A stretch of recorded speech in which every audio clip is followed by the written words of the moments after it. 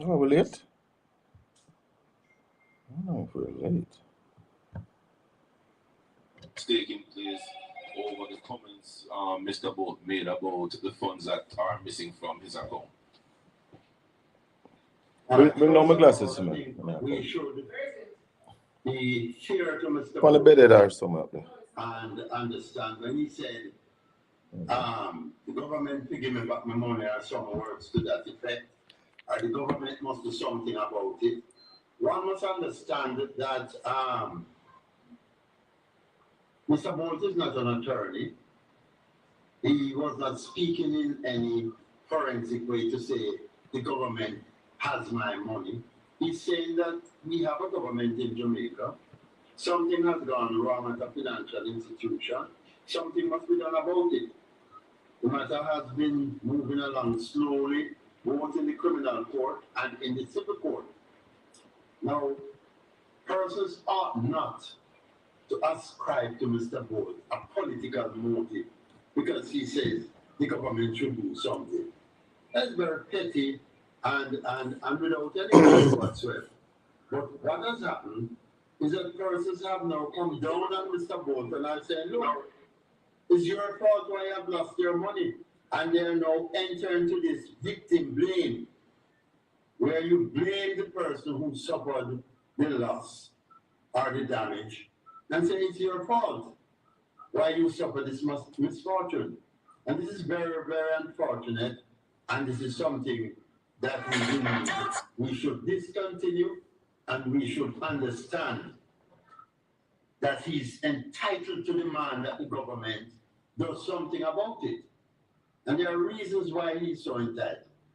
One of them is that the FSC, the body that is set up to regularize, manage, control, and see to it that financial institutions are compliant with the law, and we should a certificate each year to SSL.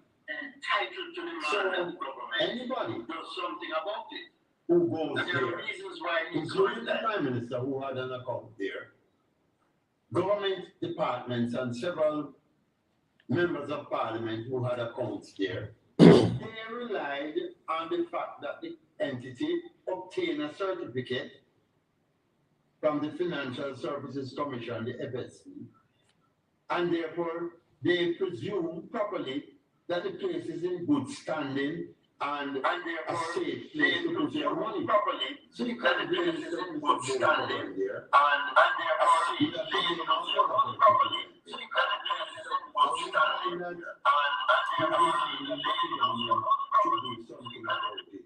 Is the type of demand that citizens make when they are not satisfied that a matter being investigated by various government entities is going as quickly as he would like it to go. He was not ascribing any political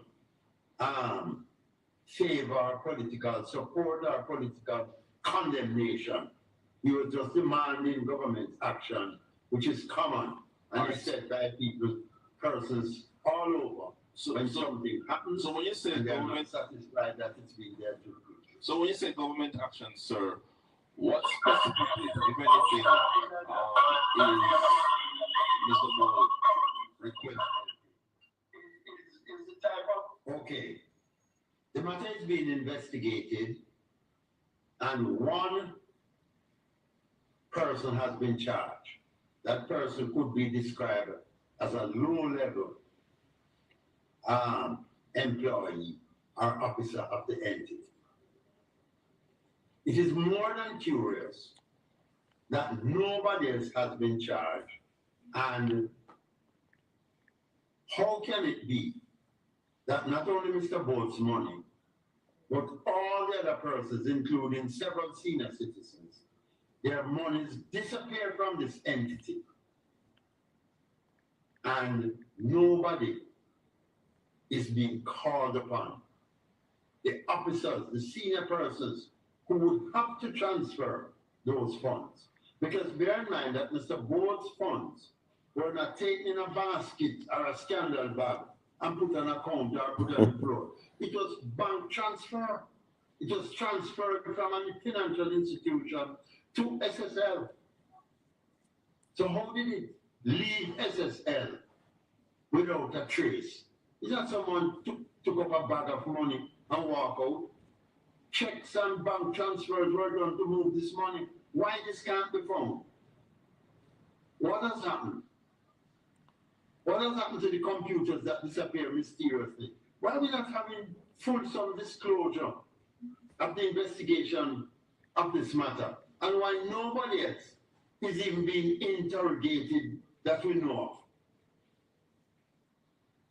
Is there attestable proof, sir, that the funds actually got to the account? Because one of the accusations that's out there now is that the money was stolen before it actually got to the account. You say it differently.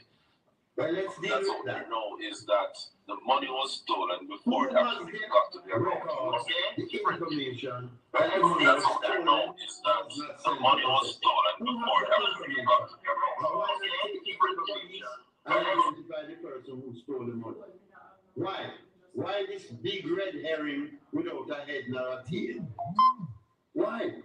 Well, let me tell you, Mr. Bolt's money was sent to SSL by bank transfers. The investigations conducted by Mr. Ken Tomlinson, who was put in charge by the FSC, his records confirm that Mr. Bolt's money was sent there. The persons who were saying it was stolen, which started at a certain media house, has not presented one bit of evidence to say it was stolen on the 10th of March and the amount stolen was $5 or $6.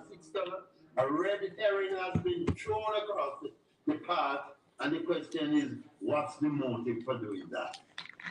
I want to ask you what you think the motive is for doing that, and what do you make of the, I want to ask you what you think is the motive for doing that, and what do you make of sections of the portions of... Blessed is the man that walketh not in the counsel of the ungodly, nor standeth in the ways of sinners, nor sitteth in the seat of the scornful. But his delight is in the law of the Lord, and in his law do we meditate day and night. For we shall be like trees planted by the rivers of water, that bringeth forth our fruit in our season. Our leaves shall not wither, and whatsoever we do shall prosper. Welcome to Portland Spice TV for yet another Saturday morning. This is Talk to Me, the Colin Bell Show. We are live. And this morning, I have a whole heap of announcement for me. Lord, I tell you, things are going. Blessings. Thanks to all the people who have joined early. Let me just tell you quickly, this morning, we're going to be talking to noted attorney at law, Bert Samuels, at about 9:15. Then after that, we're going to be talking to Ralston Hyman. The short speech was laid. The budget is out. The expenditure is out. And we await the minister to tell us how we're going to finance this budget of 1.36 trillion, somewhere thereabout. Yeah. So we'll be talking to Ralston Hyman about that. We'll be joined the show also by Conrad O'Brien.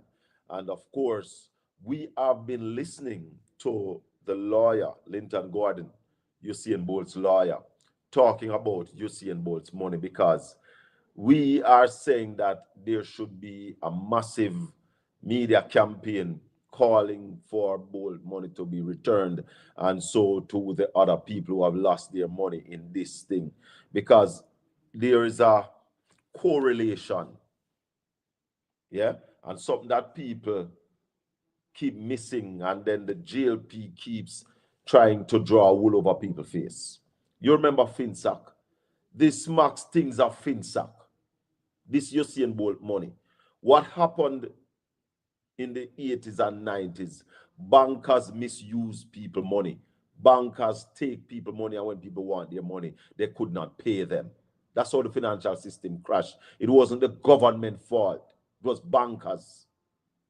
The government had to step in and save the day. Poor people got back their money. Yeah? Some people did lose some money because some people had loan and the bank was all messed up. Right? So if you have asset, your asset is going to be reclaimed.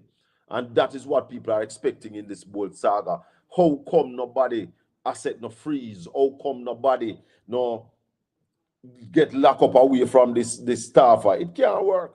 We're going to continue to listen to some more of this until we link up Bert Samuels, link up Ralston Hyman, link up Conrad O'Brien.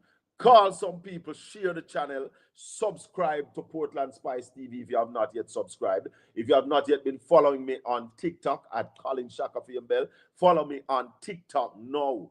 This is credible. This is radio. This is radio on the World Wide Web. Yeah? So, where we come with this credibility when you come here. Stick and stay with us. We continue listening to Linton Garden as we launch this campaign, Refund Usain Bolt.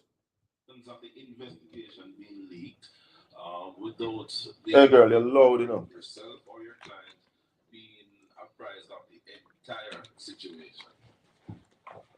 Well, two things to be said about this.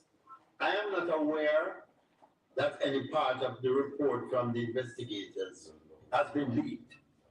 I'm not aware of that. If persons are saying they got parts of it by a leakage, then that would be something to be condemned and to question the reliability of the investigation, because they have taken bits and parts and leaked it to their media of choice. Then you need to know why and why at this point it is being leaked, especially given the fact that the learned DPP is in today's newspaper as saying she's now ready to go to trial. What is happening? Are you and your client a part of the investigation, as in have the authorities been reaching out to you or your client to get further information about what might have taken? No, we have not been contacted for further information, and we have not been contacted by the investigators or the prosecutor regarding this leakage of information that the money never got to SSL. We have not been contacted about that. We don't know from which source the leakage took place and how the leakage went to one entity and what's the right and privilege of that entity to which the leakage went. Can you speak, sir, a little bit about, I know that your client was on a podcast earlier this week expressing what is understandable frustration about the situation. Yes. Can you speak further to what his considerations are, particularly for a country that he has given so much to, and the fact that he is now down millions of US dollars, and he seems not to be getting the type of response that he wants? Is he comfortable remaining here, or is he?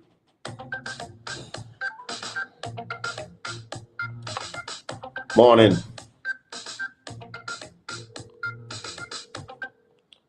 Hello, good morning. Yeah, morning. You're there early. Welcome. Yeah, I'll call you about 9:35. Yes, my brother, go ahead.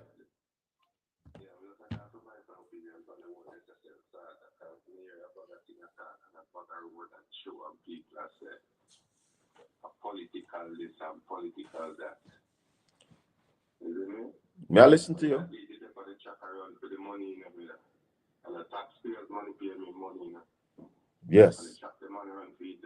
Yes. So I don't know how politics coming at the man money when I work or run for that. Talk to me. You run for it to put Jamaica on the map, no matter which government in the power. Talk to me. Talk to me. So at the end of the day, when they try to say politics, how politics coming at young youth who are running for money? No, but you see, let me tell you something. All right, let me tell you my opinion on the whole thing. What this proves to Jamaica is that we have a government that doesn't take responsibility for anything. And we have the government supported by some people who don't believe that the government is responsible for anything. Now, if you put your money in a financial institution licensed by the government authority that says this is a licensed entity, We approve this entity. The government gave it its stamp of approval. How? Exactly. The government is doing business with the entity. Yeah? Big business. How then? You are saying that the government now have no responsibility for the youth money. Government responsible for the youth money. You're responsible to do a proper investigation, get to the bottom of it, and once it is possible for the youth to get back in money, the government must ensure that it get back in money. We are not saying government must pay it back, but it's government that have the apparatus to do the investigation and find the youth money. You hear the lawyer say a while ago, the man never walk in a SSL with a bag of money, you know, or a basket of money, you know, so somebody could have grabbed it and run. The money was put there through bank transfer, bank to bank, show that the legality of the money. We all know where the youth working money. The youth must get back every dime. And you hear them talk about FinSap, brother. This is the same thing we're happening at FinSap. Bankers misuse people money and couldn't pay it back. I saw the government had to step in and pay back people their money with FinSap. Now this GLP government don't plan to do nothing about the youth money. I know what I place, man, but Colin, here the next situation on the arena. We have a refused to analyze this man and I'm can't see him. Look like him burying himself on that there. Can analyze this man and I'm more seeing like he was put up question this man, but not seeing like them bury themselves. And normally them have the money that like they can't see like I'm going reset. I don't know if them ever sat them. I don't know if they ever sat the show. Maybe they don't ever sat the show. Because this Saturday show is the premier Saturday show coming out of Jamaica on a Saturday morning. But you know, when I say still, for my levels, I was me at that. I was me at trying to understand. The leakage, when me at airport, the leakage there. Them feel like a parliament alone leakage there. Leakage is like all the environment system. So when people are at the PSP leak this, and then here this IC leak this. You remember? Information can people can get and I put on news like it's a credible information you want to get. You remember when the IC report was leaked? I said it on this program that if that is not investigated and proper sanction come down on who caused that leak, we're going to continue to have this kind of problem. Yeah? So this should never happen again. And it continue happen at the same place. So where we know say the same people them. Same people them. Oh, you know that. An investigation, I know they are sure that. Oh, you know the money never reached to the bank. No. You might use journalism cover that you don't divulge your source. But if the government can't investigate who leaked them something here, or the government don't want to investigate who leaked them something here, we see say we have a problem. Anybody find my glasses, please? Yeah, brother, go ahead. Mm-hmm. But liar miss, you know, in speech again, my stuff to say, and he miss, and he feel that say, and he needs to say. Oh. You know what I mean? He needs to ask the DPP. Mm-hmm. How comes one person charged for the crime, and he may read the assignment, but he not finish it. How comes one person charged for the crime? Yeah. That person, that was there. That person, they are written confession there. She take it. Yeah. So the kids are ready to try. Why the kids can't try? Why you have one of the posts for that? One with the woman, sentence the woman, if you think you can sentence her. And then statement they want to take for the woman, then know it comes to mind. The woman, brother, it's like the woman saying guilty already and them not sentence her. And then them free of a sentence her.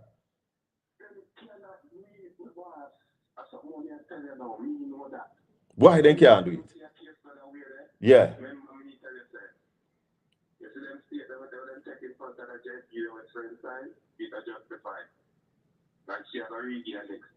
That's why them can't try to get there.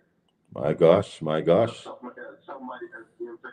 And why is it now we find that the GLP are coming out against Usain Bolt. The GLP attacking Usain Bolt. Why is the GLP attacking Usain Bolt? Somebody else there for car. And them know. And them want shut down board. So them. So what happened now? I tell you straight, man. Do you know what them confess that she did? Yeah. That the case should have tried and done out of the court. Because she made a confession. And the confession or the stake is not straight. So you cannot do it. My God. She's supposed to give a next statement. Mm. That's why you can't try the case. Ah, but yes, man. She not take no blame for nobody. Where you say trouble in the house?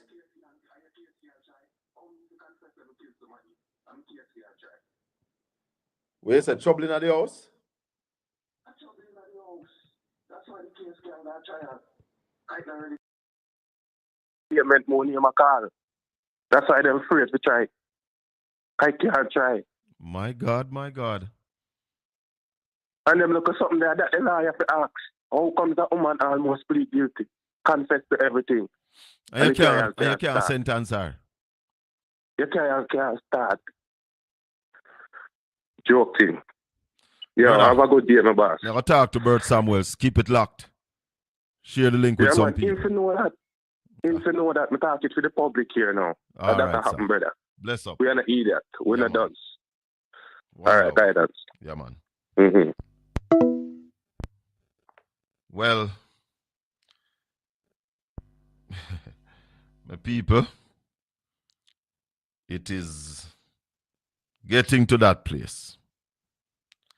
It is getting to that place. Why is it? Why is it they can't charge this lady if it's true? It don't look good. It look funny. It is said that the lady plead guilty. And they can't charge her.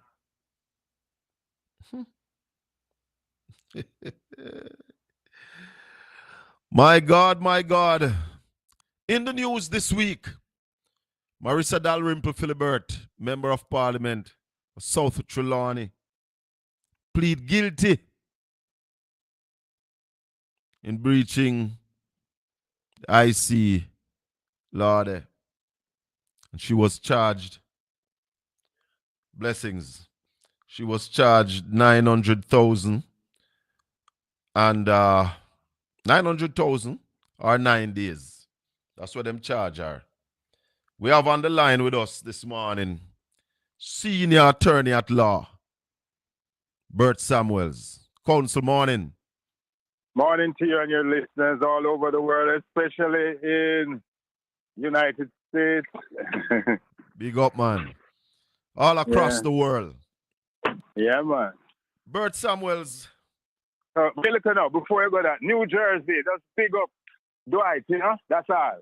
Continue. All right, Jersey, sir. New Jersey. Respect. Bert, Dwight, right. tell me something.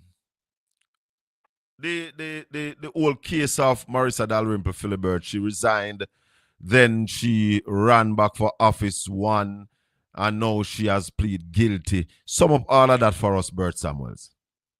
Okay, so what it means is that, you know, when you're charged, usually it's a convention that you will give up your seat pending the outcome of a case. She did not go back in on before the case was decided on. In other words, she resigned, but she went back in before the case was resulted. There was a result, which is kind of, you know, not within the conventions of how things work. But anyhow, presumption of... Hello? We're dropping the call. Bert? Now, what is the constitutional fallout of that guilty plea? It means that you have to look at Section 41.3 of the Constitution. Right. Section 41.3, and it says that you can't be sitting in Parliament if you have been sentenced to 6 months imprisonment or more. Let me repeat. So you can be sentenced to go to prison for 3, 4, 5 months, and you still be a member of parliament. But if your sentence is 6 months or more, Yeah. then you are prohibited from sitting as a parliamentarian. Forever? However, this sentence is 9 days. Is that forever? I don't know if you can get the sentence expunged. Oh, so you'd have to get an expungement. Yes. Before you can sit in the House of Representatives if you have served over 6 months in prison. That's right. And remember now, an expungement in law means it never really happened. Right. If the sentence is expunged, the law treats it like you never did ever get a sentence. Oh. Yeah. Oh. It's forgotten. So it gone off of your records. It cannot be used against you. No, it's not like the pardon of Marcus Garvey, which really means the sentence is, the conviction is still there, but they just pardon him. So if him did in a jail, they would have let him out, but it no means it come off of your record. It still stays on your record. So this does not stays on Marissa Dalrymple Philibert's record. To be honest with you, I'd have to check to see whether your fingerprint is taken. It's on our record. It's on our record because it's there. But I don't know if she was fingerprinted. I'm not sure. Mm-hmm. Okay. Because that's on a permanent record. But the important thing is she now qualifies to sit in the House because she's not a sentence of 6 months or more. Right. Understand that part. But tell me something, Bert Samuels.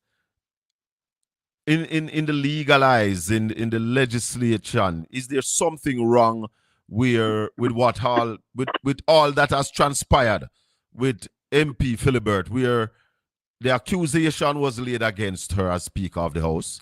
She resigned as Speaker of the House. I never believed that she had to resign as Member of Parliament, but the fact that she resigned and came back before the case was cleared up and then plead guilty,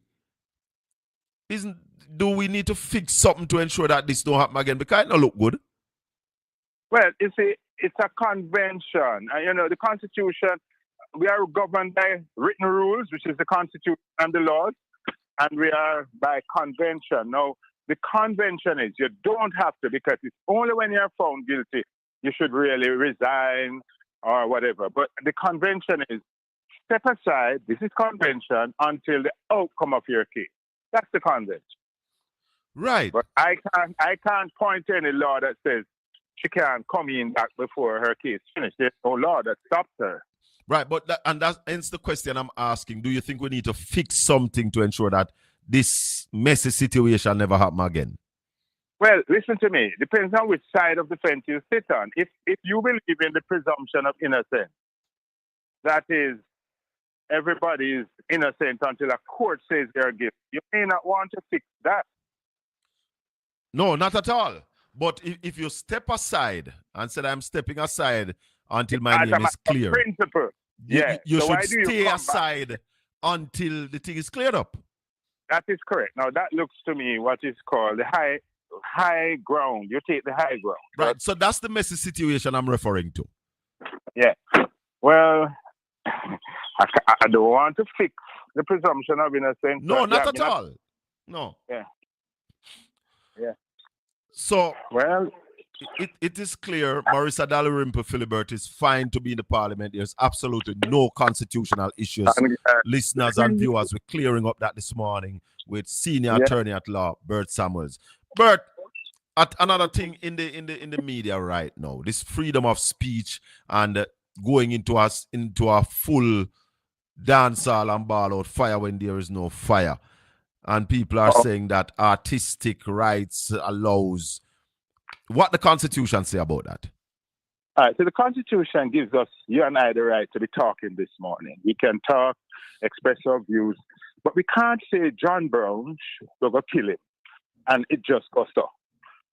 Or we're going to kill police, and it just goes so.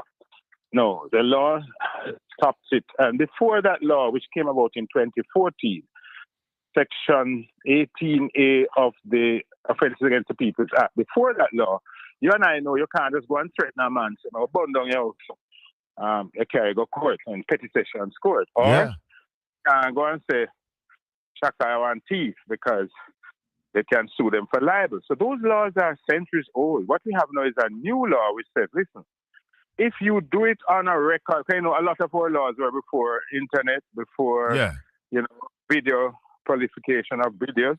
So what is that now? That law is really updating the fact that you can't say you're going to kill somebody or you're promoting what is called a criminal organization. The concept of a criminal organization came into our law first time. That word was introduced in 2014, 2015. Criminal organization, which is what we call gang. So because a criminal organization called a gang is now illegal, you can't promote an illegal entity on radio and be promoting it out there like that. You can't do that, you know. So the law says if you do that, either the person who make the record, the person who promote it, the person who record it, the person who sells it, 7 categories of persons surrounding those lyrics which are offensive can get themselves in trouble. And what is the trouble? It's 6 months imprisonment or $1 million fine. I have a question I want to ask, but I am a bit tentative. And if it interferes with the case, counsel, you think you don't need to answer, don't answer it. The fact that a song was done for me personally, I call an artist and say, listen, I want you to record this for me, for my personal use. Yeah. And the song comes out. Who then is responsible? Because we know people to dub play it, we pay people for the song for it. And only we alone can play that song. No other guy can play that song. All right, so here's a chain of people who are responsible. The man who writes it and give it to him to sing. Yeah. The writer is responsible. The man who recorded it is responsible. And Shaka who played it in program is responsible. So everybody who touches it is responsible. Yeah. Virtually. There's 7 categories of people in problems. Counsel, I want to thank you for joining us this morning, but you must hear about... You trick me and tell me this diary room you're coming in and then you draw for keep rich. And then more ask you about SSL. What do you think about this news, a radio station announcing that bolt money never get to the SSL account, those kind of things in a case that is not yet cleared up, billions of dollars gone. Yeah. What do you think? Yeah, it looks bad on us because Bolt is so popular an international figure that it's not letting us look good. That's the first thing. Secondly, that the dispute between Nationwide and the attorney and whatever, that it is factually incorrect. It's something I don't want to comment on. Mm-hmm. Sorry, I don't want to, but it just looks bad, you know. How the man loses money like that. That means there was not enough safeguards in that institution, you know. You think if we get back in money? Remember, you know, if me have a partner here at the bank, you guard my money, them lock you up, don't it? Of course. So, the same thing. And them lock up Gina and Pantan alone. That's another story. You think Bolt will ever get back his money, counsel? A toss in a coin, heads or tails, I don't know. Bert Samuel, senior attorney at law. Thank you for your time, my brother. Okay, one love. Blessings, man. Blessings. Bert Samuel, senior attorney at law, giving us his take on a couple of things, his legal opinion, you know, right here on Portland Spice TV. Yes, man. That's how we do it. That's how we do it. We kneel to the facts and the figures, and we give you credible information right here. We don't play with the information that we give out on a Saturday morning. This is not tabloid. I'm not a vlogger or a blogger. Yeah? This is real radio, internet. Blessings, my brother. Hold the line for me there. Because the teacher in the house. Ralston, I'm on morning. Morning to you, listeners. I tell you, and them there, you know. Them there, I wait for you, my brother. All right. Ralston and people over there, so yeah. The throne speech was laid down on Thursday, getting ready for the beginning of the new financial year. But we haven't finished reconciling the books from last year, even last calendar year. Yeah. Where are the books, Ralston Hyman, coming out of the last calendar year? Well, you never hear that until the debate start, because what happens is that this is something that people never know. And Peter Phillips is dispensation. An arrangement was made that we never wait until the 31st of March before you read the next budget. You want when the 31st of March come, the next budget is ready. So that was one of the things that came out of the agreement with Peter Phillips. So we hit the ground running, unlike in previous years when the budget starts the 31st of March, the date starts, and you're gone all down in April, and the money not start spending. So that was part of the arrangement when we had with the IMF recently. And that was in an effort to spend more of the capital budget, right? Yeah, man. Get things going as quickly as possible. Talk to me. Yeah, man. So, PIOJ don't normally come out with them figures a little earlier than this, Ralston? No, well, here maybe next week or the end of the month. Wow. But some predictions have been made by who? The minister, she couldn't go into more. She already agreed at her station that we are in a recession. The minister said we are in a recession, but we are not in a recession. Yeah, the Prime Minister said we're not in a recession. Orius Chang said there's a crisis. What is happening? Well, I mean, as I said, the minister, she took more responsibility. She could have avoided some more. Fact of the matter is that we're in a recession, 2 consecutive quarters decline, and the PIOJ gave her a heads up on the numbers, so she knows that Prime Minister play politics and no one declare it. Mr. Siaga, the private sector president, play politics so him no one declare it and I make himself look very stupid. Now, tell me something, Raleigh. If we don't admit that we are sick, what will possibly happen? You get sicker, which is what the minister and what the budget is doing. The budget is going to make the country sicker because I'm in denial. So, and that's where I see the major part of the problem. Yeah, man. Bigger than the fact that we are in a recession, bigger than the fact that we're not producing, the biggest part of the problem is that if the government, if the administration don't accept that there is a problem, there will be no solution coming soon. Yeah, man, because if the patients don't admit to them sick, them now take the medicine to get better, and that is what the budget tell us. All right, so you have heard what the Custos of Kingston acting Governor General laid out on Thursday. What are your assessments? Well, the first thing is that the assessment is that the Governor General's office need to get somebody who understands economics to advise the Governor General before him read what them game. Because when the Governor General really had to read what them game, he never have a clue about what he read. He just read what them game. But I so it go normally go the government basically just give him what to read. Yeah, man. And it makes him look very stupid. That is what I'm saying. There's need now for somebody to be in that office that understands economics and tell him, say, well, nobody said this guy, this don't make no sense and all that. But can he do that though, Ralston? Can he legally do that? No. That is what I'm saying. There needs to be a provision in the office now for that. Because a lot of the things where he say really don't make no sense. Anyway, them say them are focused on literacy, yeah? Them say them are focused, you're going to have like 6 hotels are going to be built with 1,000 rooms this year. And it will bring in $2.5 billion worth of foreign direct investments. Now, that is one of the things. You know what was foreign direct investment in Jamaica last in 2023? $383 million. In 2017, it was... Hold on, slow down. Hold on, Ralston. In 2023, it was over 383 million. 383 million US, but that's a little bit. Yeah, man. And in 2017, it was 900 million. So it dropped from 900 million, dropped by almost 2/3, from 900 million to 300 million. And then they give something to tell them, so we're at $2.5 billion this year. $2.5 billion. Yeah. So that's going up by More than Eightfold. more than 600% that I go up by. Yeah.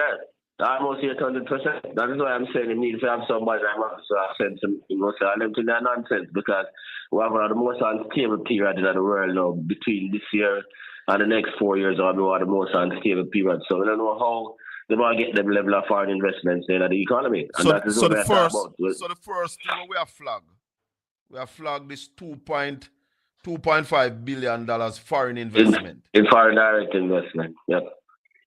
FDI. Yep. $2.5 billion. When was the last time we have had that kind of investment in Jamaica? Never. Even when we had the Spanish invasion, we never get so much money. What's the closest we get to that? 900 million? Yeah, man. So where them say this going to come from? Well, them never said. Them not say that. So that may try to just give them things to read and them just read them without asking any questions. And but the questions are not to be asked of the government who give it for read. Yeah, man. So it's like a man I read the newscast. The editor edit the news and give him for read. I'm just read. So I could just accept that is the Governor General's role to read what the government give him for read. Now the questions will have to be asked of the government. What else? What else came to you? Well, tell the truth, apart from that, there was nothing really significant in the Jones speech. Bottom line, it was just very pedestrian. What is in there for production? There was nothing. What is in there for growth? Nothing.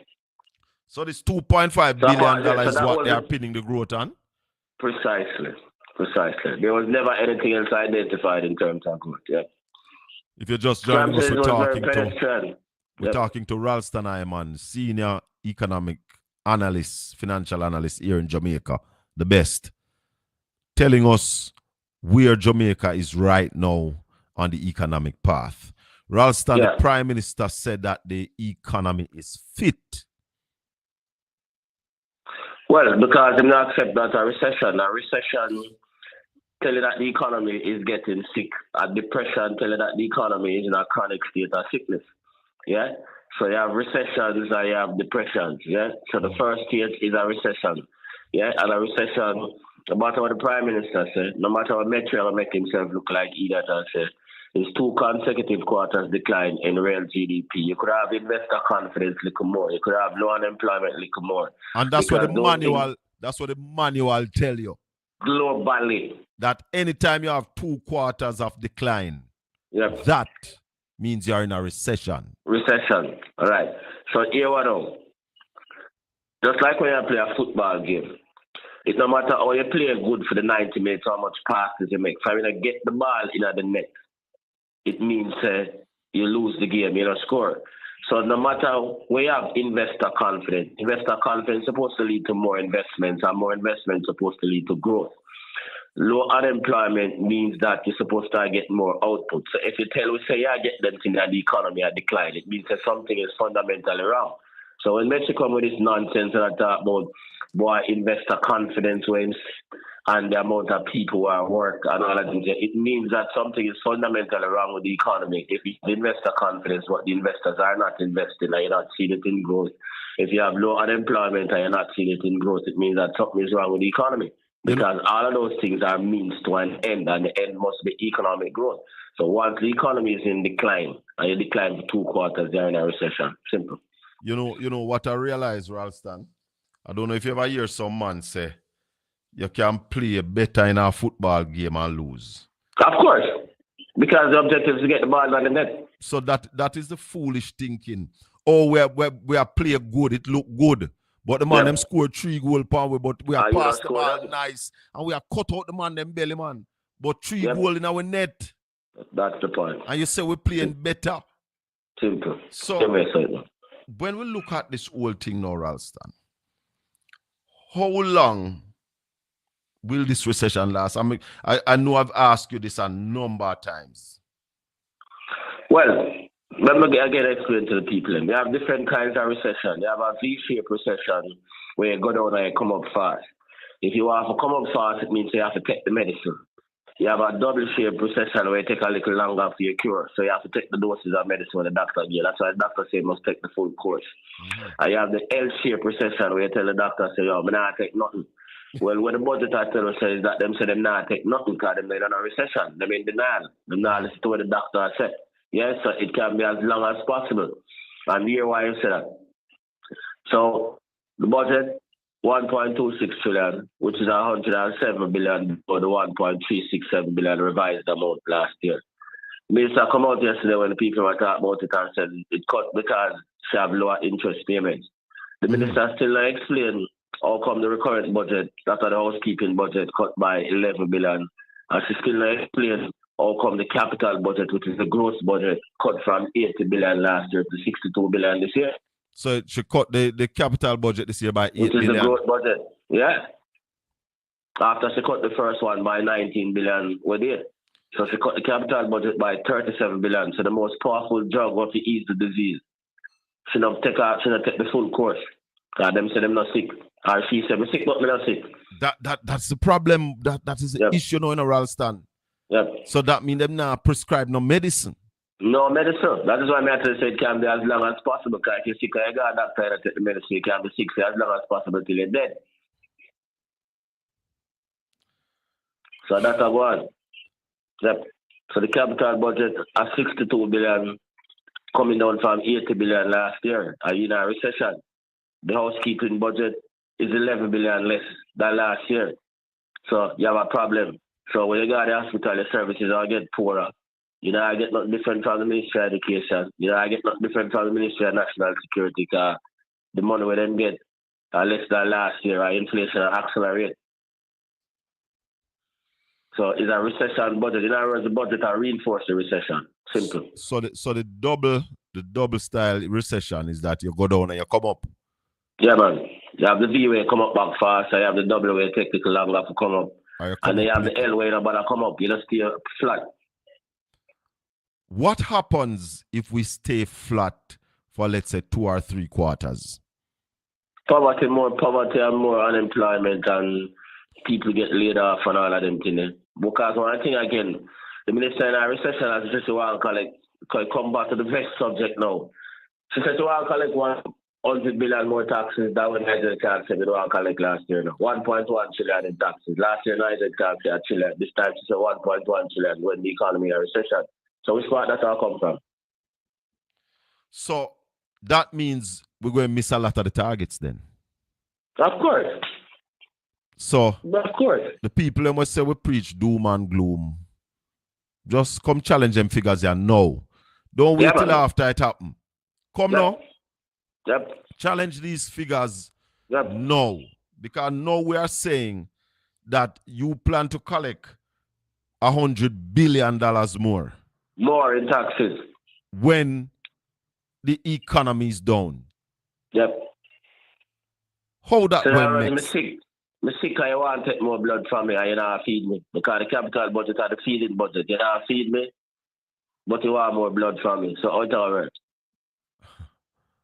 I'm a people in my father who used to support me, so them stop supporting me because it's still a factor in that yet, you know. The American economy, inflation are accelerating in America. The Fed now bring down interest rates again. American GDP growth has slowed down. So now I get no more remittances. Enough people are get run from America, come back to Jamaica. So all you have to take care of them without any remittances, right? You even see them tourism flows. The American people are under pressure. 60% of tourists come from America, 70% to be precise. You now get so much tourists from America. You're back, let's say, where the winter make the American people not come? Winter should have make them come. Ralston, somebody is saying that the fact that year after year the government has been unable to spend the capital budget. They haven't been able to spend more than about 60 billion. So cutting the capital budget now to 60 billion is basically what they will spend. So they must accept the fate that we can't spend more than $60 billion, so we now budget more than that. Good point. And that is the point they make. Guess who was in charge of the capital, who in charge of procurement? Because procurement issues why them say them can't spend the capital budget. You know who's minister of procurement, you know? The Prime Minister. No. The Minister of Finance. Don't a favor. Yeah, the great Nigel Clark. Because Nigel Clark invented this thing, we can't spend the capital budget because of procurement. That is why the economy is going on recession. Now, if he was a great finance minister, he would have fixed that problem. So if you know, sir, these are the reasons why your house are leak. Don't you fix the reason why the house are leak rather than come and tell the wife every day, say, boy, the house are leak, and that's why I'm not doing it. Yeah, so all great as a finance this time couldn't fix procurement. And she come back with the same garbage. So we see where, let me say this, Basil. We see where $60 billion spent in the capital budget have resulted in a recession in the country. Don't you think the priority should be in the front speak that we're going to fix the procurement process so we can and fully spend the capital more. budget? You must spend more for the capital budget, dog. You get it. You can't. So Basil, watch a brother, you know. Watch a brother. Him one of the man who told me station. Basil, the capital budget, capital spending is one of the drivers of growth in the economy. Am I right, Ralston? Let's bring it to the patient. The capital budget coming like your heart. So if you don't fix your heart, your body can't function. So the or if you're not pump more blood, you're not pump enough blood to reach everywhere. Yep. Then you have a problem. So you can't make your heart come to the fact that, listen, my foot now work and that thing that now work, so we just have one pump blood to the rest of the body. Make them stay and dead. Right. No. Yeah. So the first and the biggest responsibility of the Minister of Finance, if he was great, was supposed to fix the procurement process that we can fully spend the capital budget. We find that totally unacceptable. Is that incompetence on the part of the political directorate? Nigel Clark. The legislature. On the part of Nigel Clark. Yeah, I'm favor I'll cover the same thing to incompetence because she did watch him from a long time and I said, well, him say him can spend the capital budget because of procurement. The first thing when they're going to do when they're going to fix it. Instead to come and accept the same fate. And so, by the way, and cut the budget to suit it. Yep, all right. And the people of Jamaica must live with that. Yep. So, Ralston, rubbish. Ralston, the capital budget is supposed to take care of our bridges, with roads, with schools, correct, with police station, with hospital. Brand new equipment, buy equipment fire to them equipment. places. Make sure the road them in a good position. Yeah, man, all of that. How then are we going to get any new projects out of this budget? That's the point I'm making. That's why I'm telling you that the recession can be as long as possible because they make no provision to deal with it. So although we sick of the recession and we know that the capital budget cause recession, they must accept the fate and say, so we don't about to deal with that. We don't allow that and just accept the fate. Yeah. Chris is asking, why wouldn't you spend more money budgeted to develop the country? Why they don't do that? Because of incompetence, because them say them can't fix procurement. No, that's supposed to be the first task of the government. If you want the economy to grow, you have to fully spend the capital budget and you have to spend more than the capital budget. So whatever is the problem that is causing it, you can't spend a capital budget. You have to fix the problem. I have to fix 6 years, 9 o'clock, never fix it. That's why I got out of the recession. And she come on and I do the same thing after she watched him for 6 years at the same cabinet. She never understood him and said, well, listen, when me go there, I make sure me fix procurement so me can spend the money because she had got there at the time when the recession is on. Instead, she said, boy, I accept that fate. I can't do anything about it. I'm only going to spend 60 million. Joke business. Somebody else is saying, I would like to know if the law of diminishing returns affecting the economy. Yeah, man. Especially in terms of the labor force, the law of diminishing marginal productivity. Yes. Simple. And let's just explain to you, listen. You saw a man named J.B. Clark. He used to teach at Columbia University. Apart from the Nobel Prize, the biggest prize they can win in economics is the J.B. Clark medal. Mm-hmm. He developed the concept, said, you remember your grandmother said, too many rats so they got good one. Exactly, so, yes. If you have more people at work, I get less per man. It means that the thing will go down. Yeah, so devalue. Something wrong. Yeah. So it means that the man them not fully trained and not properly organize them because the more people you have at work, the more output you're supposed to get. Mm-hmm. So although we have more people at work, the lowest level of unemployment, we get less output to the part that the economy is declining. The economy should be booming. So I'm right. So all them concepts and I can't understand that. So I tell you for a long time, saying no, but you can. So if you not spend to train your labor force, equip your labor force with modern technology and them things, if you not make your infrastructure extremely modern, then you won't get investments and you won't get economic growth. So that's harm to the economy, diminishing marginal productivity. Colin, if the economy is down, then why the government is not streaming the workers. It's costing about $460 billion a year. Can we afford that? Well, that's another big problem. Yeah, because the biggest bill now in this year's budget is a wage bill, $460 billion. Yeah. When Nigel Clark they spend out the money and we say, oh, you spend out the money so you know improve the productivity of the workers because again, JB Clark say your wages must be determined by your productivity. As your grandmother said, you put in how you're supposed to get out. How you raise the wage bill by so much and you now get the productivity for back it a long time. We're asking questions and the chicken them come home to roost now. When everybody has said the greatest and the this and the we ask the question. How you raise the wage bill so and so unequal and we now get the productivity. So take for example, the political directorate get the biggest increase. You might Andrew and the politician them. What will I get from them? Them can't fix procurement. So while they might get big wages, they might tell me, say, oh, I think the problem like procurement, you can't fix it. So you just have to live with the arms out that we created for you. How much is in the budget this year for debt payment, Ralston? 364 billion. 354. 364. 364 billion. 28% of the budget. Wages are 39.37. How much do we need to pay for debt this year? I would say 364.64 billion. So they're not overpaying this year then? No, well, they have less payments to make this year. That is why it dropped in comparison to last year. It was 501 billion. So they have less payment. That's why the budget cut. Yep. Okay. So you're satisfied with that amount budgeted for the debt repayment? Well, I mean, as I said, then still, because we see, again, as the priority, rather than say the priority is to fix procurement and so we can spend the capital budget and spend more on the capital side. She said our priority is to get the debt down to 60%. So she still have to follow the whole, she has to do the same thing when Nigel Clark did. Yeah, so we're satisfied because, as I said, them use the excuse them can't spend the money in terms of procurement and capital for continue with the same trajectory in terms of keeping the primary surplus at the same level. Mm.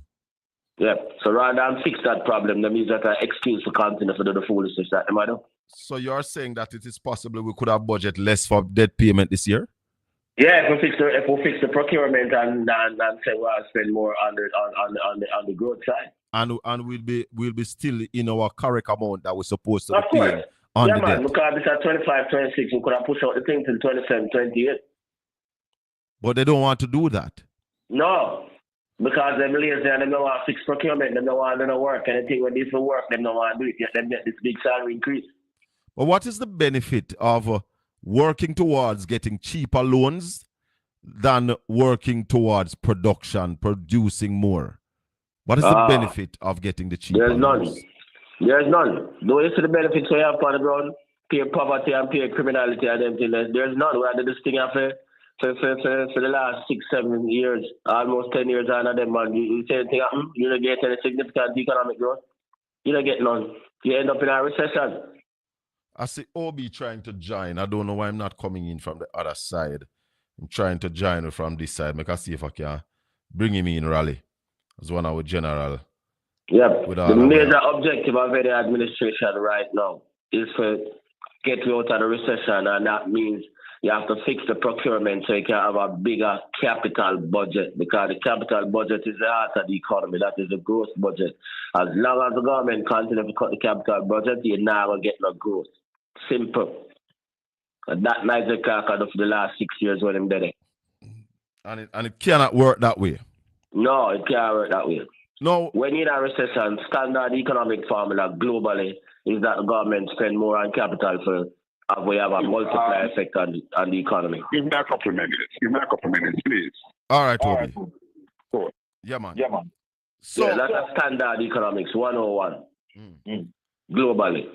So tell me now, Ralston, what are the things that we're looking at this year that will trouble this budget? That going to give this budget a trouble. What about salary increases for civil servants? The recession itself is going to create a problem in terms of generating that additional 100 billion in taxes that them want. We don't say what them want get that. We could talk about that a That's little bit. We could talk about that 100. So the government wants to collect $100 billion more in tax. Mm-hmm. They normally say that no new taxes. That's Nigel punchline. Mm-hmm. And they haven't put in any new taxes, but they have been collecting the most taxes as any administration in Jamaica. How much are you collecting for taxes from the people? Yeah, man. So what them do, them exploit the ignorance of the people, because the people in Jamaica, them come to the fact that new taxes mean when the Minister of Finance go to Parliament and say, we want to put a tax on cigarettes, we want to put a tax on that. Them not understand the sophistication where the government have what you call a consumption taxes on consumption. So, yeah, every time you go to the shop, you pay more taxes. Right. You follow me? I said to you? Yep. They don't understand that concept. So you can have more taxes rather than new taxes. So they might look on is a semantic thing. They might look on new rather than more. Exactly. This government collect more taxes than any other government in the history of Jamaica. And then we get less result. More taxes, our hospitals in shambles. More taxes, our roads are in the worst situation ever. Yeah, man. More taxes. Hospitals coming like half stable. Yep. Yeah. Yep. Police stations coming like the black hole of Calcutta. Courthouses mash up.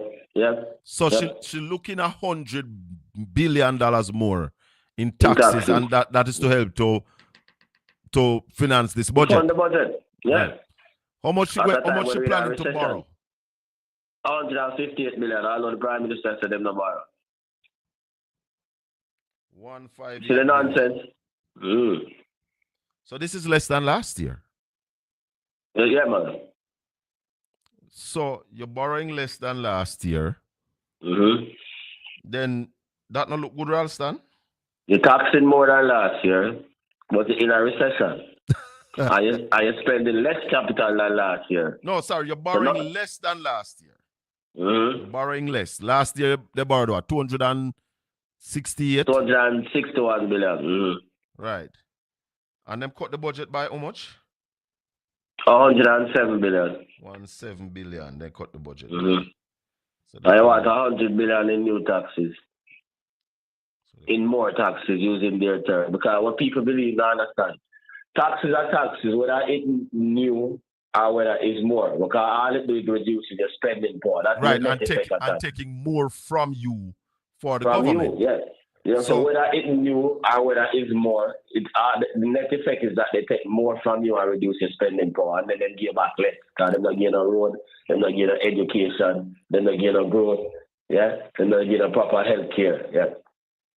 Why? That's not normal though. No. That's not normal in a recession. So they decide to spend less. You are saying that is a recipe for disaster. That is one of the things that for recession. Internationally, when you have recession, government spend more because it is the responsibility of the government to push the economy out of a recession. Globally. As I'm saying, I know about economics. What would you have suggested if you got the chance to talk to the Minister of Finance and the Prime Minister? What would you have suggested for this? So we talk to them every day. I give them advice every day, free advice. So them should not pay me enough money, because enough free advice we give them. Instead them fight against me and send me against them, and where everybody follow me and them today. Well, them should not pay me every day because them don't know about economics. What would I suggest that from before Clark left, them should have fixed the procurement, because as long as you're not spending on capital, you're going to end up in a recession as long as your heart not function properly. But the people in the procurement, Ralston, saying don't blame them, is the incompetence coming to them. Them said it, the farms them are not completely filled out, and people now do the thing them right. Or right. Them to do them. So whose responsibility it is to, if me a government, me a Niger Clark, right? Me want to look good and me want the economy to grow, and procurement are the problem. Me a go move heaven and earth, just like I move heaven and earth to pay the debt faster than to pay. I'm going to move heaven and earth to make sure that everything in our procurement fixed. Me myself, I'm going to go fix it with the seminars them I keep and make sure the man them know what to do and know what to this and know what to that, because that will make me look good. So can't pass off the blame upon the people. The government's responsibility to run the country. So procurement is a part of running the country, because You have to have proper procurement so you can spend your capital budget. So we cut out less corruption.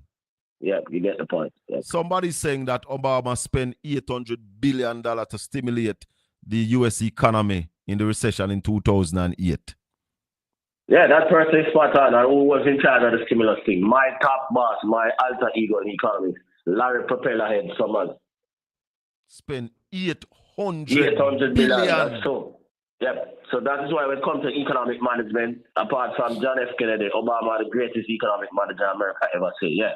$800 billion, that stimulus package was built up by Larry Propellerhead Summers, Christina Roma, Tim Geithner. Obama assembled one of the greatest economic team America has ever seen. That's correct. So you're saying that this is the time when the government of Jamaica should have tried to spend $150 billion more or $200 billion to rev back the economy in a gear. Yeah, he know about more economics than Nigel Clark and Zola and Favor put together. Correct. The man who tell about the Obama stimulus package a while ago, he know about more economics than them. Yep. RB Media. Yeah, man. Yeah, man. So you have to drive back the thing into. That is the responsibility of government. You can't just sit down and make the economy jump in a slump. You can't have family, man. You can't sit down and make your family crash. And your responsibility to go out there. So the government should be spending more. Yeah?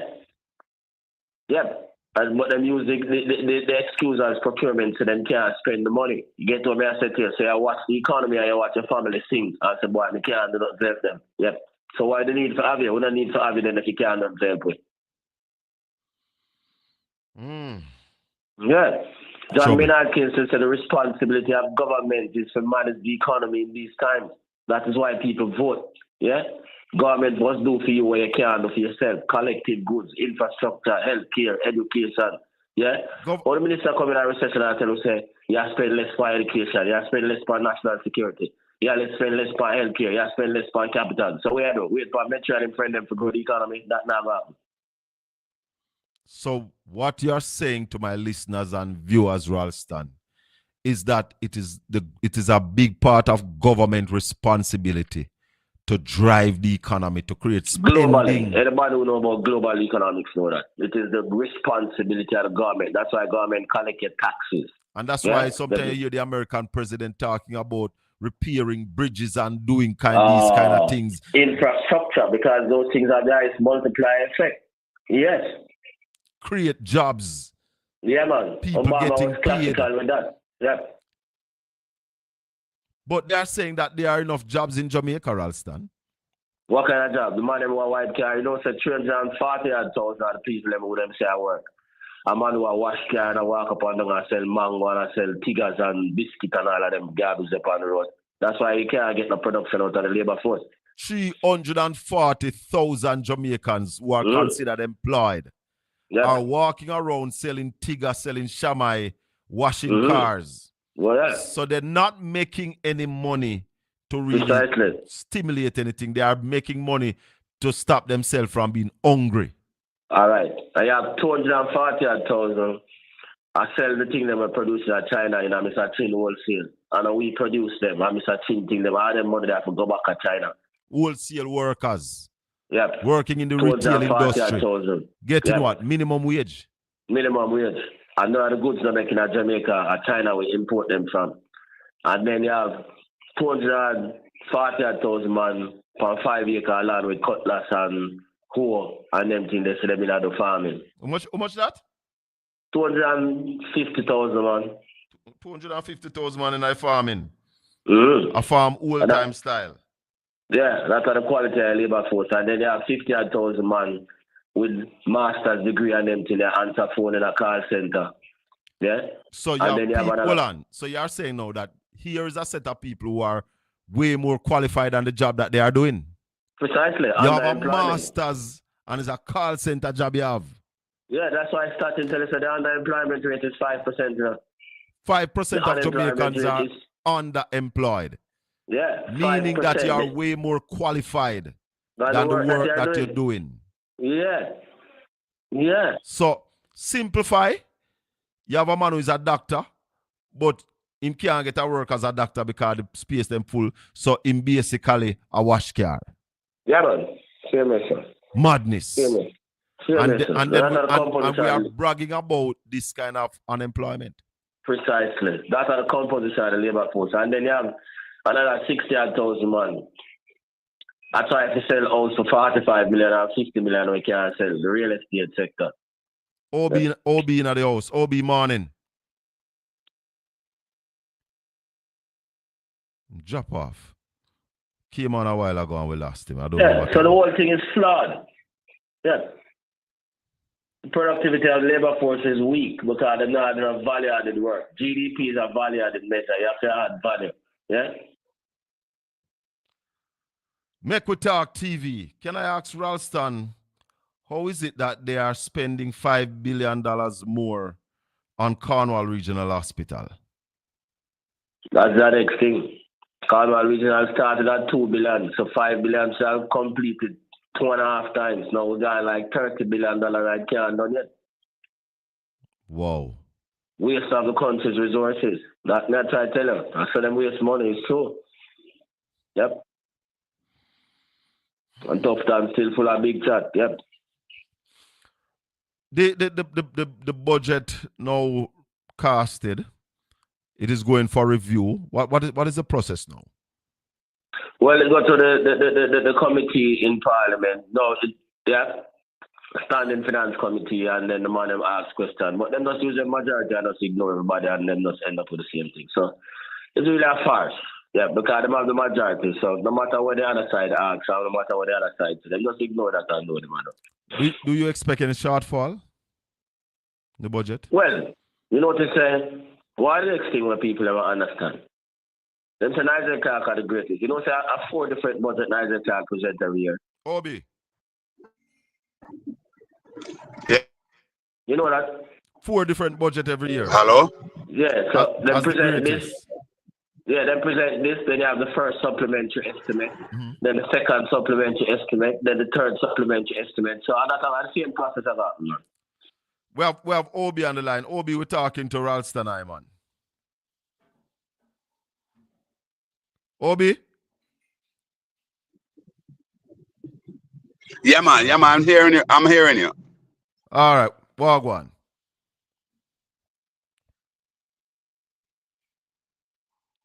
I don't know, we're not, hold on. Yeah, Obi, go ahead now. Yeah, morning, how you doing?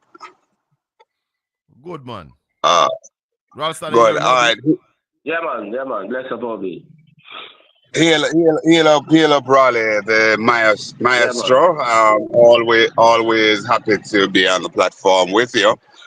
Well, yeah, man, blessings, man. But yeah, man, a lot of things, Raleigh, a lot of things. But I don't know if Colin asked you before, but certainly, Raleigh, what I would want you to just to unpack for us, what this mean in what we are seeing reported by the official organization that is empowered to do that, Staten and PIOJ, well, Staten in particular, that collaborate the figure, and of course PIOJ, but they both collaborate in that. Listen, we are officially in our recession. You know, well, based on the numbers coming in. What share with the Jamaican people, the listeners and viewers, what this how do you compute a situation where the raw numbers that we see coming out from the Strone speech, where is it saying that, listen, they want to collect more GCT, more income tax and so on. How do you compute that with a declining economy, an economy that is officially in recession? Well, that's what I was just saying, Obi. That is an impossibility. That doesn't make sense because the economy is declining. Right now, there's a revenue shortfall of 10.77 billion, which resulted in an expenditure cut of 11.7 billion during the period April to December. But what they are doing, they are in denial. So although the minister says we are in a recession, since then come back and say we're not into a recession, and all of them denying it, including the private sector people.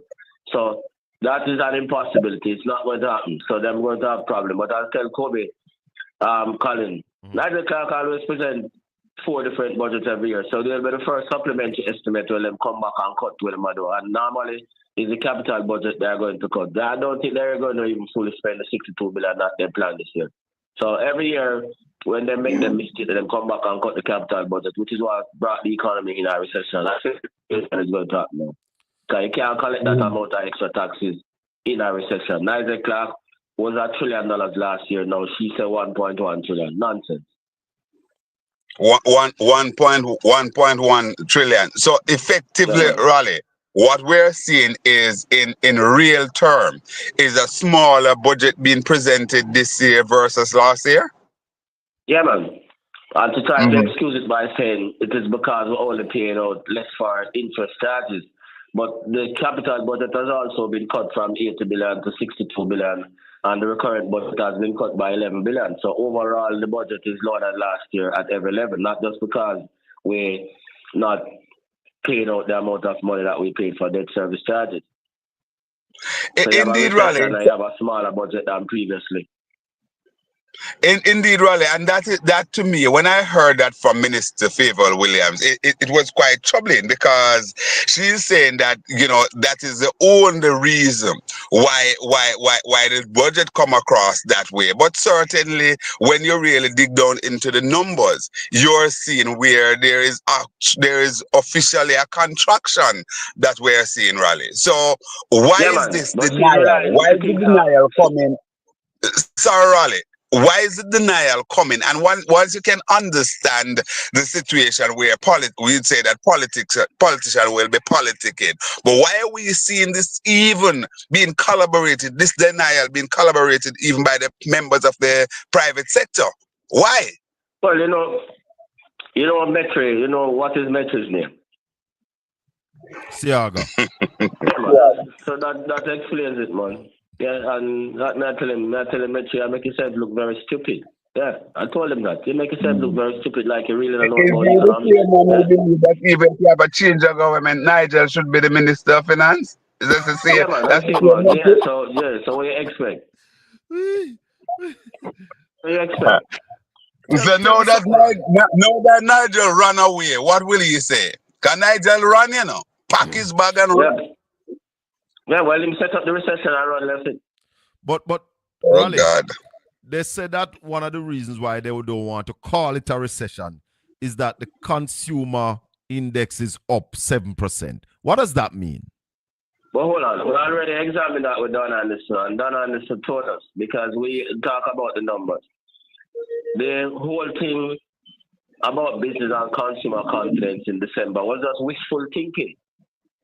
So when Metro tell about business confidence up, they never told Don Anderson anything that justify what they said. It was just a kind of, optimism thing. Yeah? And we have the evidence that the Christmas flopped. So all of that they were talking about because of the Christmas season, it flopped. The consumers never have any money to spend. And the people who were selling goods and services in the business in the Christmas told you that they never made any money. So it was based on expectations of Christmas, and all those expectations flopped. All right, so Raleigh, explain something to me. You said that, hold on, Obi. You said that they are expecting $2.1 billion of foreign investment. 2.5 billion of foreign investment in Jamaica between the next financial year, right? Mm-hmm. With SSL and Usain Bolt's money, what is how high is foreign investor confidence in Jamaica right now? All right. That's a very good point. All right. Before we even go to SSL, let us look at the current environment while I'm telling you about economics.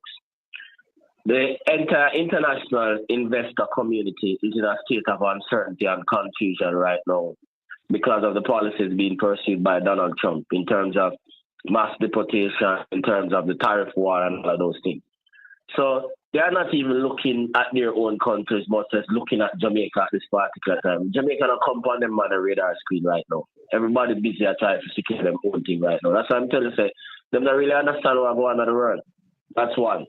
Coming back locally now. This whole thing with Usain Bolt having a deleterious impact on investor confidence locally and internationally, because Bolt is an international figure. And that is why they must try to crucify the man politically, because him say him not rule out going to the international media. So a combination of both in Jamaica and Trump in America make investor confidence in Jamaica extremely skittish right now. And no investor invests in our country just because your debt to GDP ratio low. And that's what I try to tell the minister and the prime minister. There's no investor who invests in our country just because your debt to GDP low. The investor look upon the level of corruption with Transparency International tell the man them say increase in Jamaica. The investor look upon the level of infrastructure. The investor look upon the hospital services. That is why when the US State Department I used to travel advisor, them tell the man them about security and healthcare. Yeah, the investor look upon the quality of your labor force and say, yo, I be a done people and I train the people in properly and all of the people in a runway. So I force on that time. Yeah. So this whole bolt issue and the way they might try to politicize it will have a negative impact on investor confidence. The combination of Trump and Bolt, negative impact on investor confidence. That is why I say the Governor General never know when we die, even before Trump Bolt, as we say. FDI flows in Jamaica has been declining since 2017 when we reached almost $900 million. In 2023, the Bank of Jamaica, you can go up on the Bank of Jamaica website and look on it because we don't have to find them things. They don't know how to find them things. But it was only $83 million. Ralston, hold on. Obi, you heard the question to Ralston a while ago. The government is planning to get $2.5 billion in foreign direct investment into Jamaica. What are your views on that? It has never happened. Ralston, we just asked Ralston if that anything like that has ever happened in Jamaica. And he said no, definitely no. This has never happened yet. What is going to make this happen, Obi? Well, listen, Colin, what happened? They under the PJ Patterson PNP administration, Jamaica was in the Caribbean, basically attracting the most foreign direct investment. You remember, one would remember the Spanish invasion and so on in the hotel sector, among other things.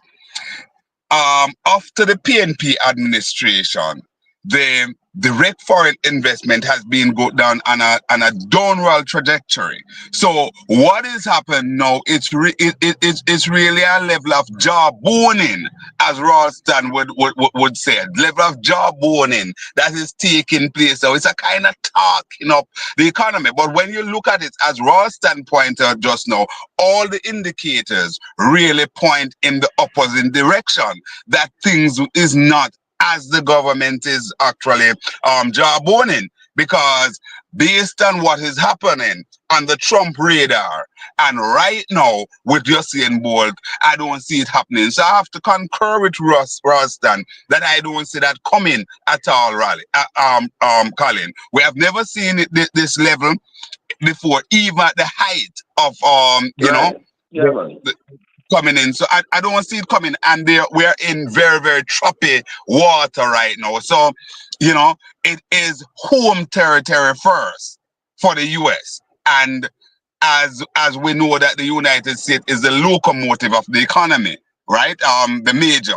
So of the world's economy rather. So that in itself, Colin, I think it's a pipe dream. And as I said, it's a level of jawboning that is taking place now, and expect much, much more of that to come from operatives within the government itself, and of course by their surrogate, a number of players in the private sector, etc., etc. Jeffrey Tavares was just asking about the fact that the Prime Minister pulled out his money out of SSL somewhere within a year before Bolt money went missing. If anybody think that was insider trading. Yeah, man. So again, one thing that we see, that is why I'm wondering what is happening in Jamaica, because even yesterday I was reading a report when the people were asking the country's chief prosecutor about the man thing. And I tried to play the political game too. I spin the thing upon the man and I said, boy, he should be responsible and know the risk associated with investing in money in SSL. So if Bolt is irresponsible, that means that the Prime Minister is irresponsible too, because the Prime Minister invested money in SSL. He also told us that he borrowed money from SSL to build his house. So how is it that he is not irresponsible and Bolt is irresponsible by investing his money in SSL? you know, Raleigh, if I may chime in, if this is not the most disgraceful thing Yeah, to man, be said by disgraceful. by somebody at that level, in Yeah, casting such an assertion, and a Usain Bolt that went and invest, being a patriot, invest his money in one of the entity that the government and people who were close to the government were touting and talking up, and you're now, as the chief And Obi, prosecutor, not just saying that touting. Hold on, not just touting. The government was investing in there too. the Prime Minister himself. indeed, indeed. And here is another thing. I'm sorry, Raleigh. Here is another thing. You have people who are now saying that, listen, Bolt money did not reach to SSS. Of course, his lawyer pounds and say, no, not so, because this money does not come in via a brown paper bag. It was electronically transferred from one account to SSL. Of Yeah, course, man. one media house is reporting that they are standing by their story that Bolt money did not reach SSL. How do you respond to that, Raleigh? Well, as the lawyer said, bold money came in via transfer from the official bank system. Additionally, Mr. Tomlinson, in testifying in the Supreme Court, also conceded that bold money came in, and they have records to show that bold money came in. Yeah, so that's just nonsense. And I'm telling you, all those things are going to have a deleterious impact on investor confidence, because if somebody can invest their money in an institution in which the Prime Minister himself invested money and said he got money from to build his house, and then you are not telling the man that he was irresponsible to do the same thing that the Prime Minister is doing, you're really walking on very, very, very, very straight bare ground.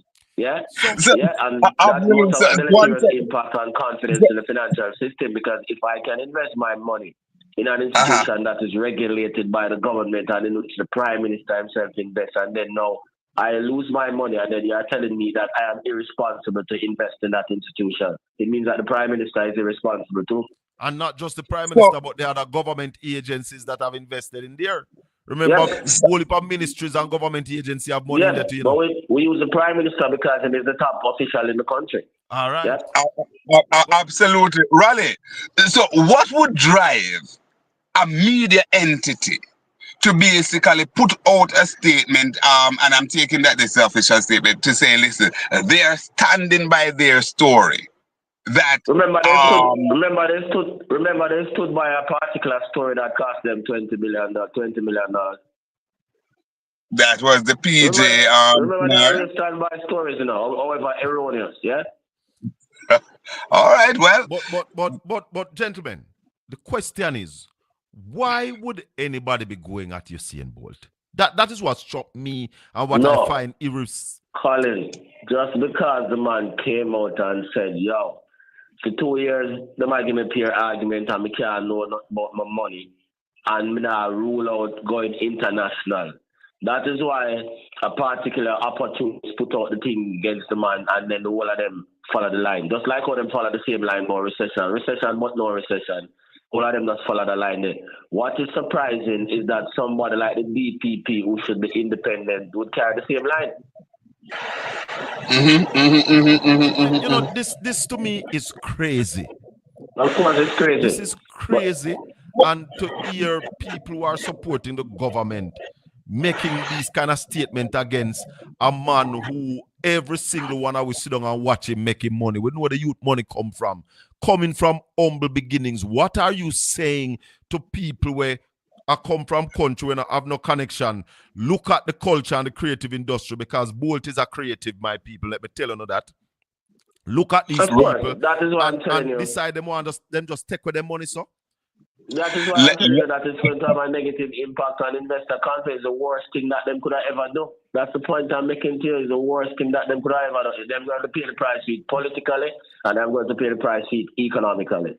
We are going to pay the economic price, not just them. Yeah, man. Yeah, of course. Come in, Obi. I just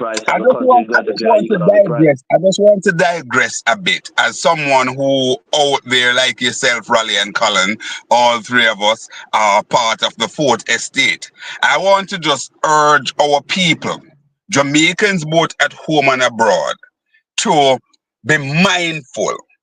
Head is important at this time. not just to wear cap, but to think. There's a particular narrative that is being carried, and there are some people who are leading on it. Look at the attack that is coming at a Percival Noel James Pattison, just because he dared to chime in and to say that, listen, not so fast, we must recalibrate these things and so on. So it's a similar narrative now, in a different way. Usain Bolt dare to say, listen, I am not going to keep quiet anymore. Time come to use a euphemism. My money that I work hard for, I need some solid argument on it.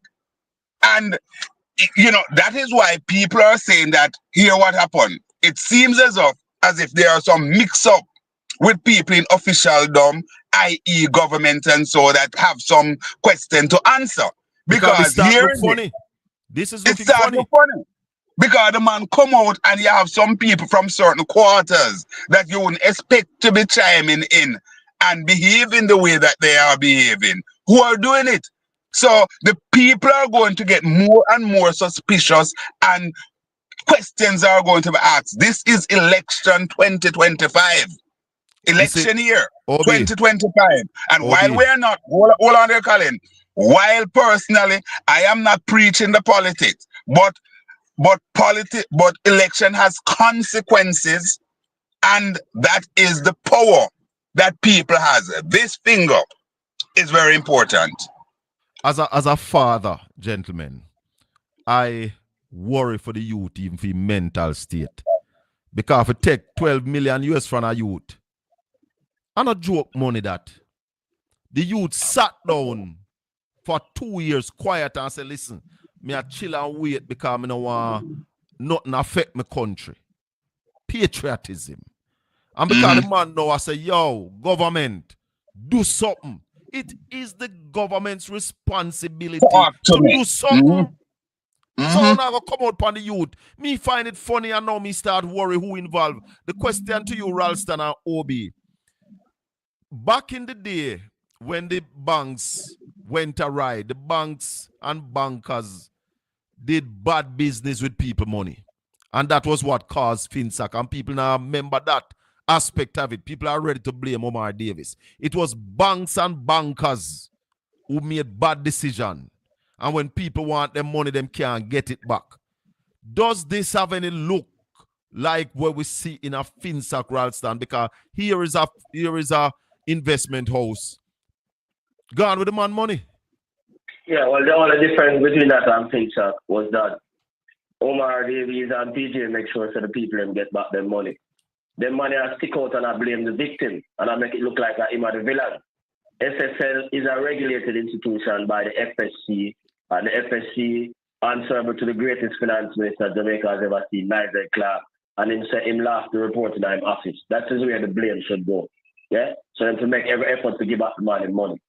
Him say, no stone would have been left unturned. FBI would have come, Jesus Christ would have come, Muhammad would have come, and them that ensure say everybody gets what they're supposed to get. 2 years and we can't hear nothing. And then now because the man talk about his money, they might try to discredit the man. Total garbage. And even the country's chief prosecutor are way in and I say them thing in a paper. So I want to know how the Prime Minister feels, because if she has said both irresponsible, how him feel to say him did invest money in the place and him borrow money from the building house. All right, so you mentioned that you mentioned a couple of times him borrow money. SSL is authorized to lend money? Well, when them asked him about him house, Peter Phillips in 2016, him said get money from SSL. You can go back and check them thing there. Him said that. But the question I'm asking, is SSL an authorized loan agency? No. Obi, go ahead. Trouble did it. Raleigh, based on what all of the things that are unfolding now, you believe that Nigel Clark should be asked to return to Jamaica to answer some question, and if him fail to come voluntarily, then he should be the extradition order should be invoked and we get him here in Jamaica, because this man leave Jamaica in a tailspin. Both when you look at SSL matter now and the general economic lay of the land that we're seeing here in Jamaica. You think him should come back to Jamaica? The man is they said he's a patriot. Yeah, well, that now get no traction because the must say boy them now have no evidence that him commit a crime and them things. So must say man free for move when them want to move on them things. But morally, it is very bad. Yeah. What you say? Because why they were praising the people, why they were praising him and telling him this lie boy, my deputy managing director of IMF and all of them today, where I tell them say that is rubbish, the man gone. And him leave the place in our tailspin. The census not complete. The SSL report not complete. The economy in our tailspin.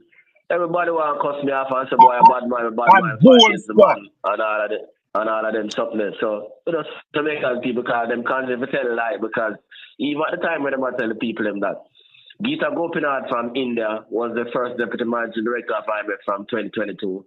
And then you have Boli from China and Kenji Akamura from Japan, and then completely ignore that IMF had 4 deputy managing directors, and he would be just number 4. Then keep on telling the people of Jamaica that he's a deputy managing director. So the media and the private sector culprit with all of them crap this. Yeah.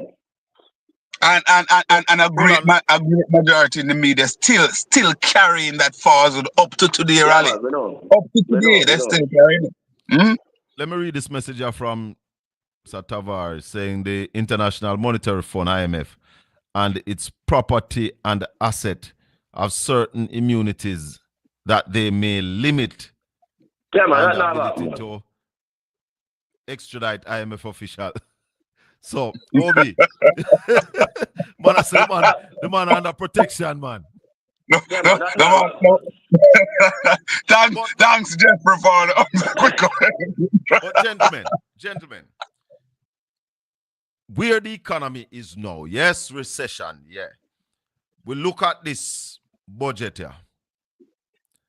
Is the Jamaican people looking at the economic situation and saying this will be a reason for me to cast my vote either way? Well, I don't think they are looking at the budget numbers. Yeah, what they are looking at is that them can't survive. Them never get that sophisticated and get another number. Them just say we can't make it and this can't work. I concur. But the government said the people are not feeling anything. Come on, man. Come on, Obi. Come on, Colin. The government not feel what the people. The government don't touch with the people. The government don't know what the people might feel on the road. Yep, the people might say numbers and them things have a bigger heads like weed. People might look for what they might feel. Their money can't buy nothing. They can't go to supermarket. They can't make it on a daily basis. Every day a gunman and gunshot are here. People might look for them on the road to drive on arms house lifestyle. Yep. Them not watch numbers. They might watch the reality on the road. Go ahead. Yeah. No, I'm saying that I concur. The American people talk about kitchen table matter. Jamaican, we say we can't buy food. We are dead for hungry. It is very important, and I discussed it with Raleigh a couple of days ago. This the report that comes out on a biannual basis from the UN Raleigh, and we talk about what 72% of Jamaicans are find it difficult. Correct me on the numbers, right? I don't want to look you. I think it's 72% of the numbers now showing that people are either find it difficult to have a meal or skipping a meal because of and that in itself, Colin and Ralston, as we know, must account to the poverty numbers. And hence, we're seeing where the poverty numbers are basically spiking.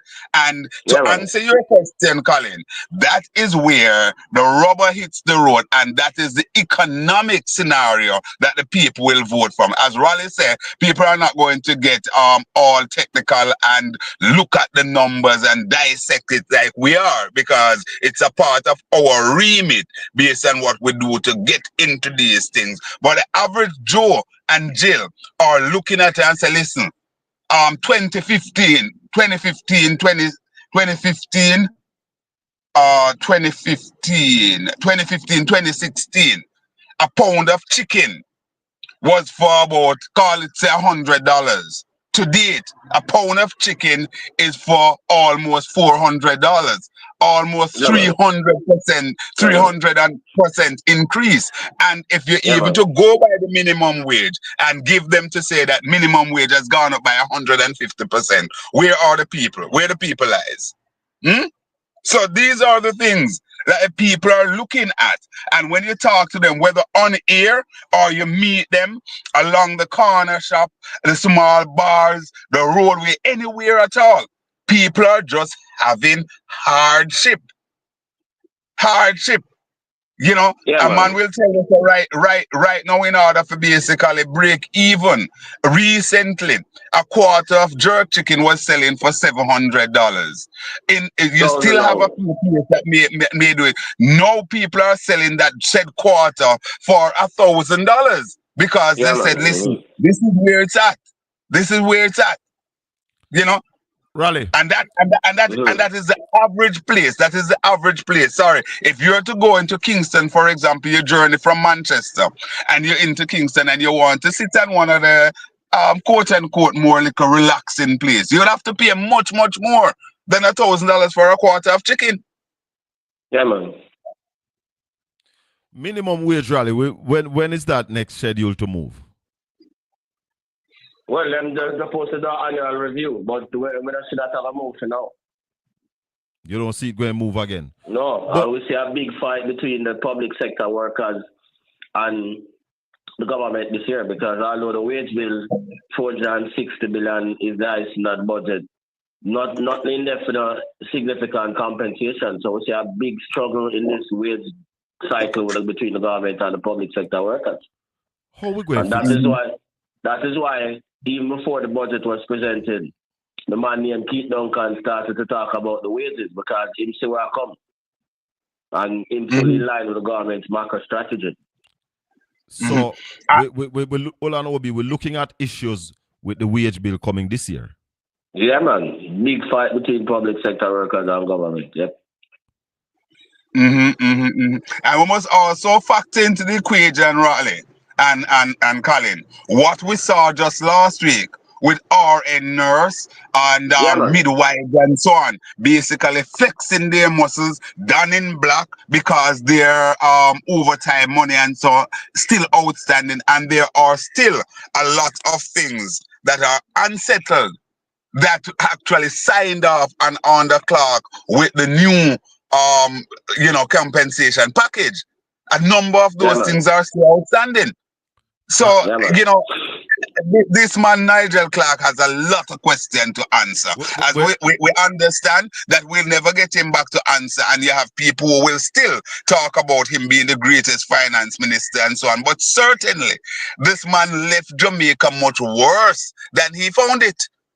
Yeah, man. Obi, we have Ralston on for quite some time now, so we're going to make Ralston go in a little bit. But Ralston, we have all of this problem.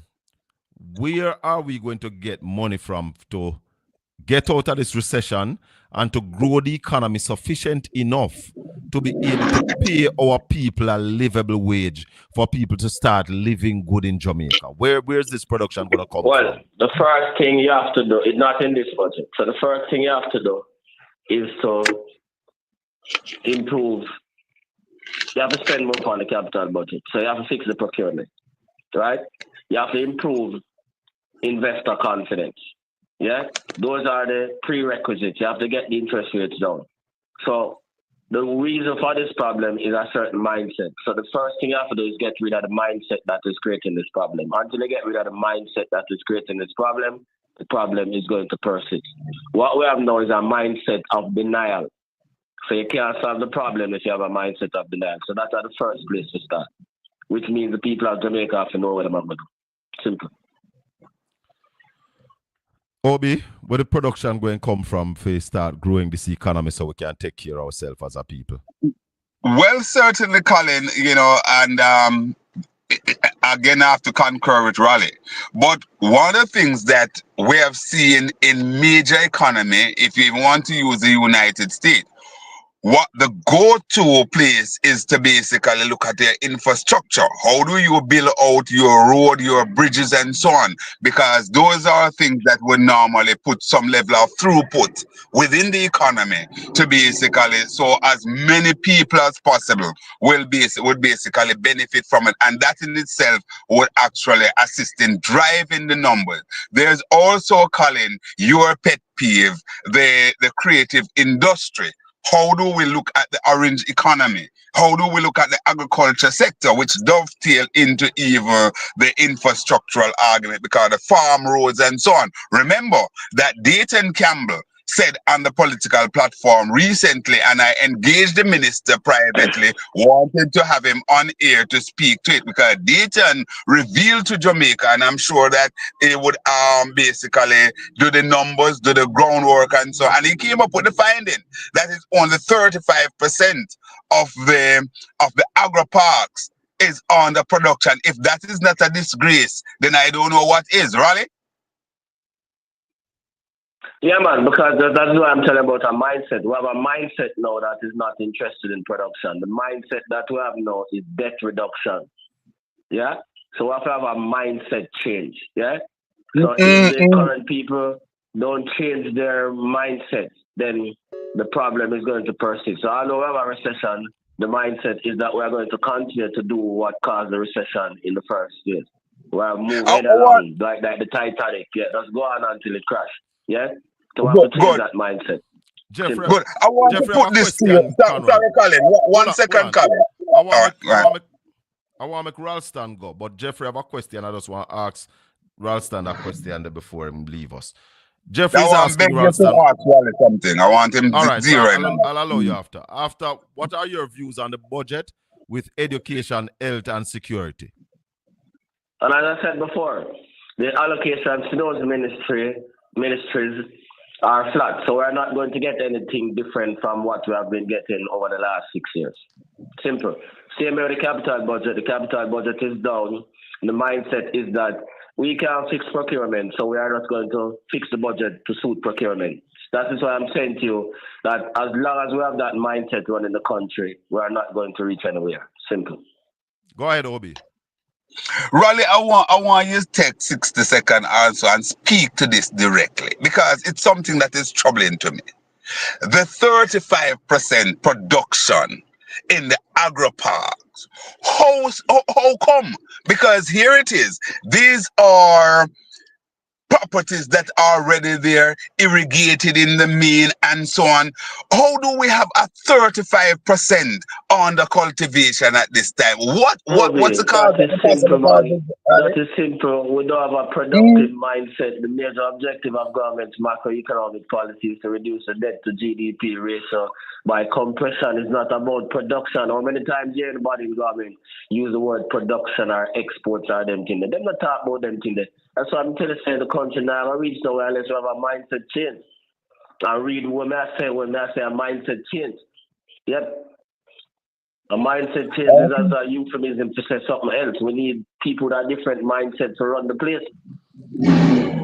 Raleigh, I want to thank you for your time this morning. Anything you want to leave with us? Well, as I said, my fundamental thing is that the government's mindset is not one that is related to production and exports. In other words, the mindset is not fitting for the time that we are living in at this time. Simple and straightforward as that. So we need a different mindset to put we can't use the same mindset that put the country in a hole to get the country out of the hole. The mindset that we're seeing from the budget is that the same person who put the country in a hole wants to put us into a deeper hole. So we need to get a rescue mission. Simple. Wow. Do you have any question you want to ask Ralston before him go? Well, certainly, I think Ralston covered the whole gamut.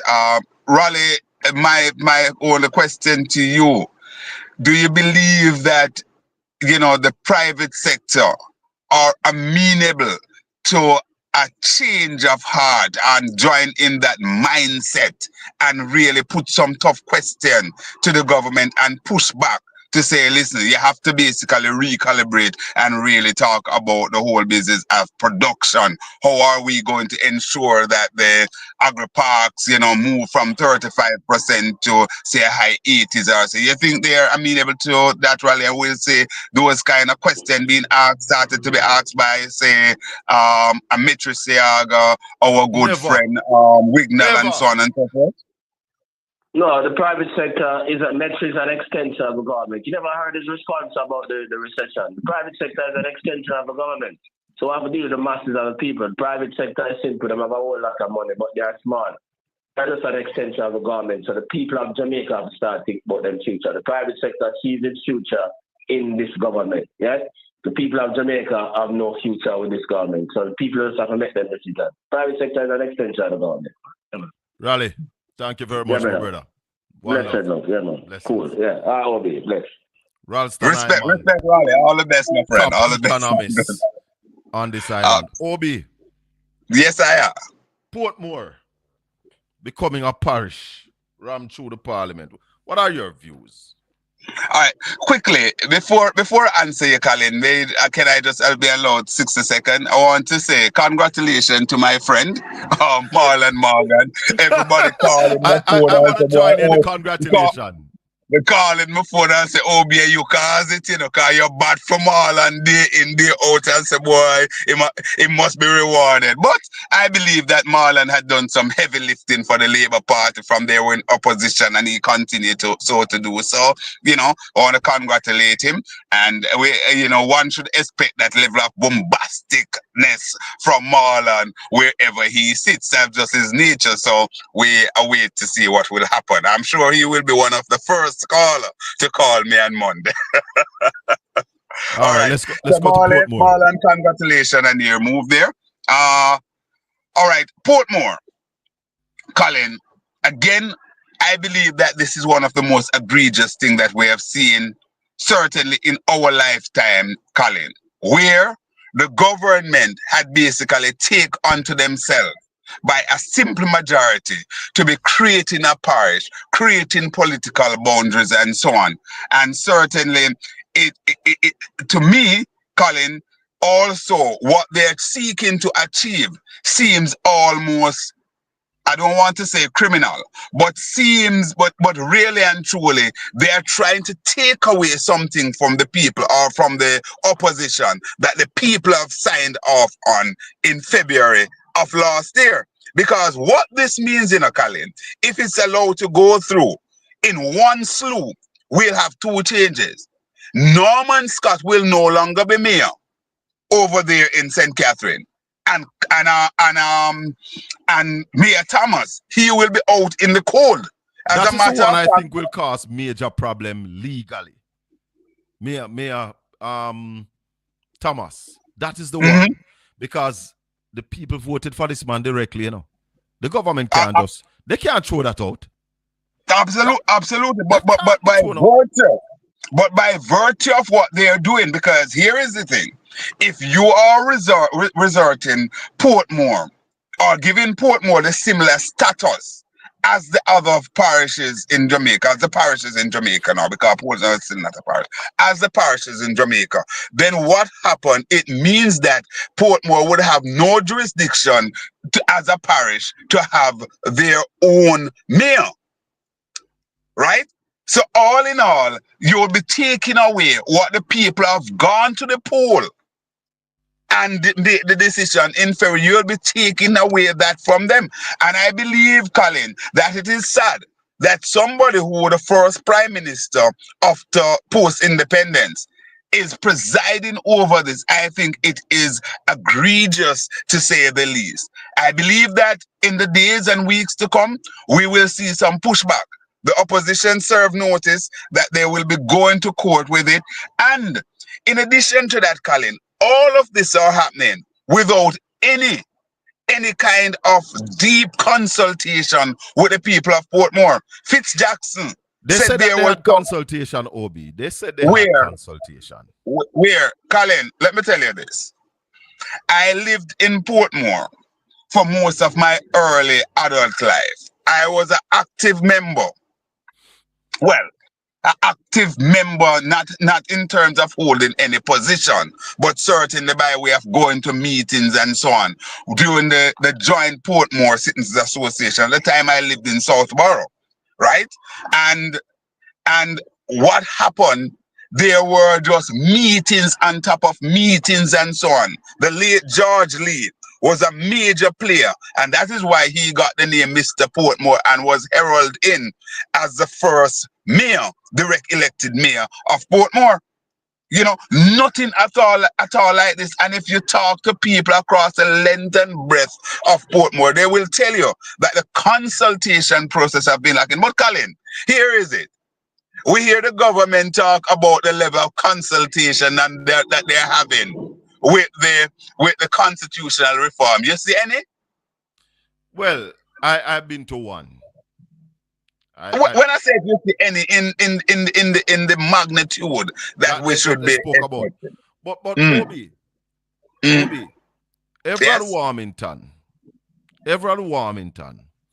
told the country why the GLP wants Portmore to be a parish. You remember that? Absolutely, I remember. Hold on. I remember it's like this morning. Listen here. And I'm very confident that the next parish council, we will have all 3 divisions: South, Central, East Central, and Capital. The most difficult of the 3 was Portmore Bank. And we have made it much easier now. I've been fighting before 2011, when we had the last boundary change, that Portmore should not go to Spanish Town. A part of Spanish Town should never be Portmore. I've fought for years and then we became the 2000 parish boundary party. And today I'm happy to say that we have the boundary that we wanted all along. Yeah, man, we have the boundary that we wanted. Let's spend Line Tree Grove, Greens Lane on that side will no longer be in Portmore Bank. We sat down, we did the map and the boundaries. The boundaries then was for the Portmore municipality. Now we have used that as the boundary for the parish of Portmore. The PNP submitted a map that they want, but as far as I'm concerned, they're not going to. We have 49 members of parliament, 14 of them, the majority must come. They claim that we're using politics and they blame me, that me got seat based on politics. The only thing I know is politics. And my politics is the Jamaica Labour Party. And I must do everything possible within my power to secure victory for the Jamaica Labour Party in every field. It comes to you right now. I sat down and I looked at elections after elections. I look at 4 elections down the road. Look at results in each PD. And that's the basis on which we did this. So the boundaries in the east remain, the boundaries in the south remain, the boundaries part of the west remain. Listen now. But we cut up along down the road to what you call the one, Port Tennessee Road. Yes, then we take the highway back to Mandela. So the whole of them people on the left, then gone at anything. They won't be able to make this anymore. So please, when I'm gone, I know Labour Party has something here. I can say further. When we take Portmore after St. Catherine, we got different ballgame across there. Well, we're 41 seats, now 42 seats. Out of this 42, PNP, you have 12 in Portmore. We won 2, they won 10. Yet, they won the St. Catherine Parish Council by 1 seat. 1 seat is not the great 10 from Portmore. Now, give them back them PNP 10. Leave us alone over here. And it means that under no circumstances PNP can ever win the St. Catherine Parish Council again. Never again. You hear that? Under no absolutely, Colin. But you know, I didn't hear it myself. But well said, like, but But I got many phone calls, persons talking to me about the former director of election, Mr. Fisher, Yeah. weighed in, and he said basically that, and I remember now I'm carrying a sort of second-hand report here, but I heard him the talking source to that I Emily get it Shields. from is credible. He said that indeed it is illegal. It is illegal because the process that normally supposed to take place with the EAC, right, being an active part of this and so on, it has not been carried through. No, And not at and all. and this is where the rubber hits the road, Colin. And I believe that the opposition and the people of Portmore has an excellent case here in the court. It is just sad, Colin. And I want to say, as we're winding down, what happened, this, Colin, must be considered and be looked at by all of us in Jamaica.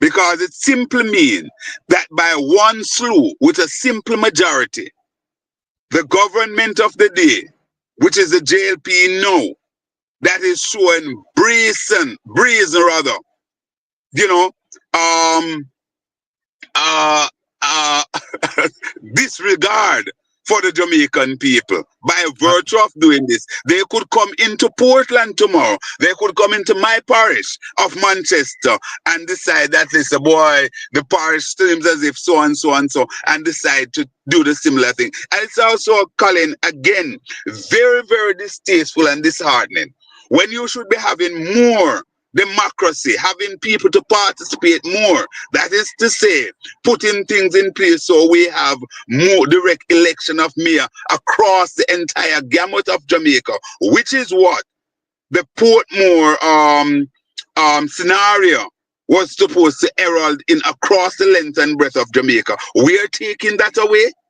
The government of Jamaica is basically lessening the democracy of the Jamaican people.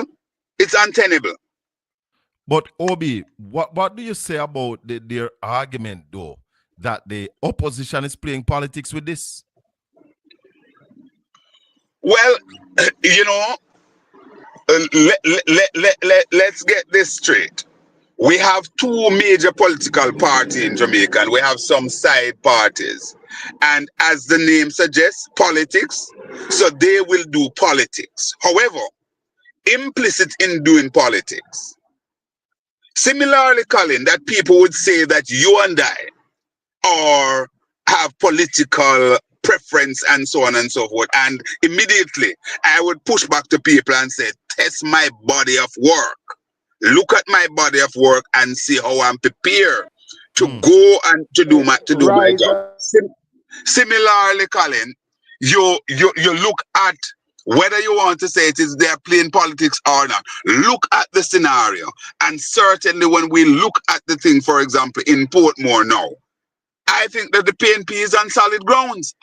Obi, tell me what you think about this. I don't know if you saw this before, but you might have. But watch this and tell me what you think.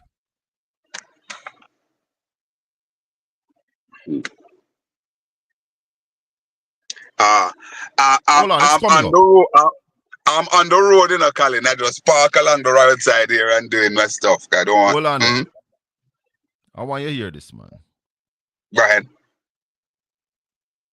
Why not playing audio? Hold on. is the one that Mark is cool in Desmond? Yeah, man. When him say them not changing, nothing there. I don't know why it's not playing. But listen, even Desmond himself in the parliament on Thursday, Desmond didn't even understand what he was doing. If you notice, he seemed to have to get up and go over the other side when they wanted to basically amend something. And so Desmond didn't even understand what was going on there. I really need to play this. Don't know why the audio stopped. It was coming. I muted it. And then it now give me back the audio. Go ahead. But Obi, the whole thing about bringing the EOJ in as a part of this, Why is it that the government don't want to do that? Well, not the EOJ, but the ECJ. The ECJ, sorry, yeah. Electoral Advisory Commission. Well, Colin, because what happened, they want to do what is called gerrymandering. And gerrymandering is something that, both political party has worked through the pact and so on and say, listen, in order for us to fix this, which is a part of the new scenario where we have been seeing free and fair election. And so all of these things emanate from that, over 45 years ago. PJ, the PNP and the JLP basically came together and, got some things done. What we're seeing is whittling away all of that. It is whittling away all of that. Hold on, Obi. I think I can play it now. Hold on. I think I'm able to play it now. Hold on. A rise on a point of order, Mr. Speaker. The bill that was tabled, and I opened the debate, and we are debating. In that bill includes no provisions about removal of political boundaries. Mr. Speaker, the member is misleading the House. This Parliament, Mr. Speaker, cannot alter or create political boundaries. We are creating a parish boundary, Mr. Speaker. We are creating a parish. And they must stop, Mr. Speaker.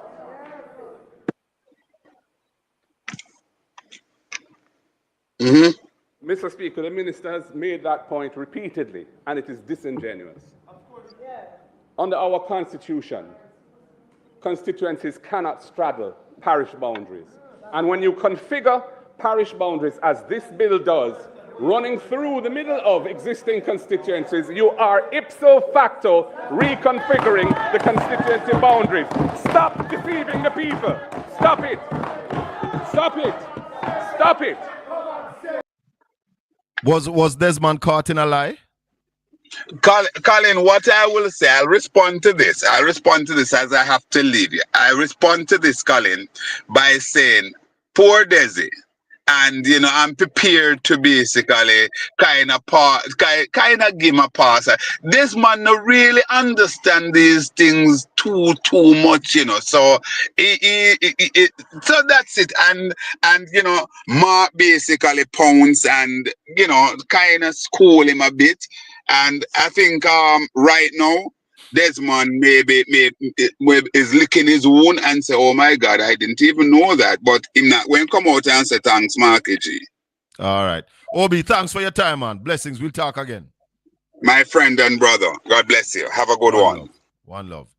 You're listening to Portland Spice TV, the Colin Bell Show. Talk to me. So we have some announcement we said we wanted to make. And we're opening the phone lines for a few minutes. 804-7072. You can call me straight. You can call me on WhatsApp. First announcement. The Tuesday night show, the Colin Bell Show on a Tuesday night. We're going to start doing that show at 5 p.m. to 7 p.m. We're going to be on Caribbean Radio HD and about 7 FM station across the United States. We are also going to be on a Wednesday evening. So Tuesdays and Wednesdays, 5 to 7 weekdays. We're still on a Saturday morning.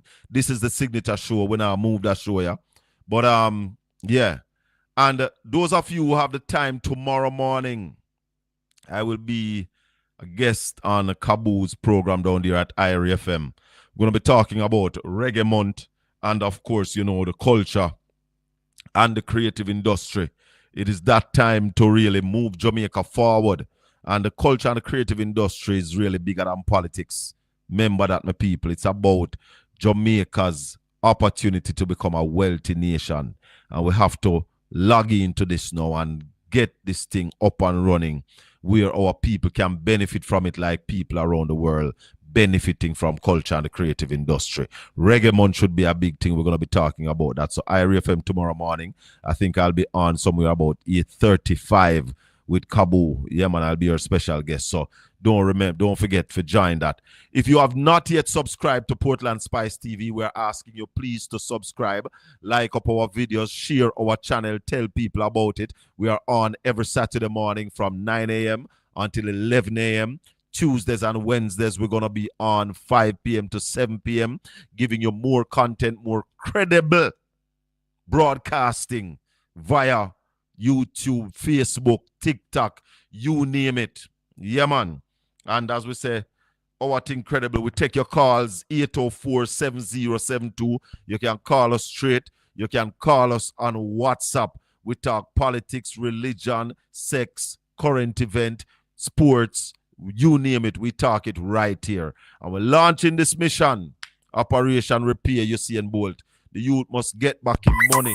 Every time I think about it, I worry. Morning, welcome to Portland Spice TV. Wagwan, Jeffrey.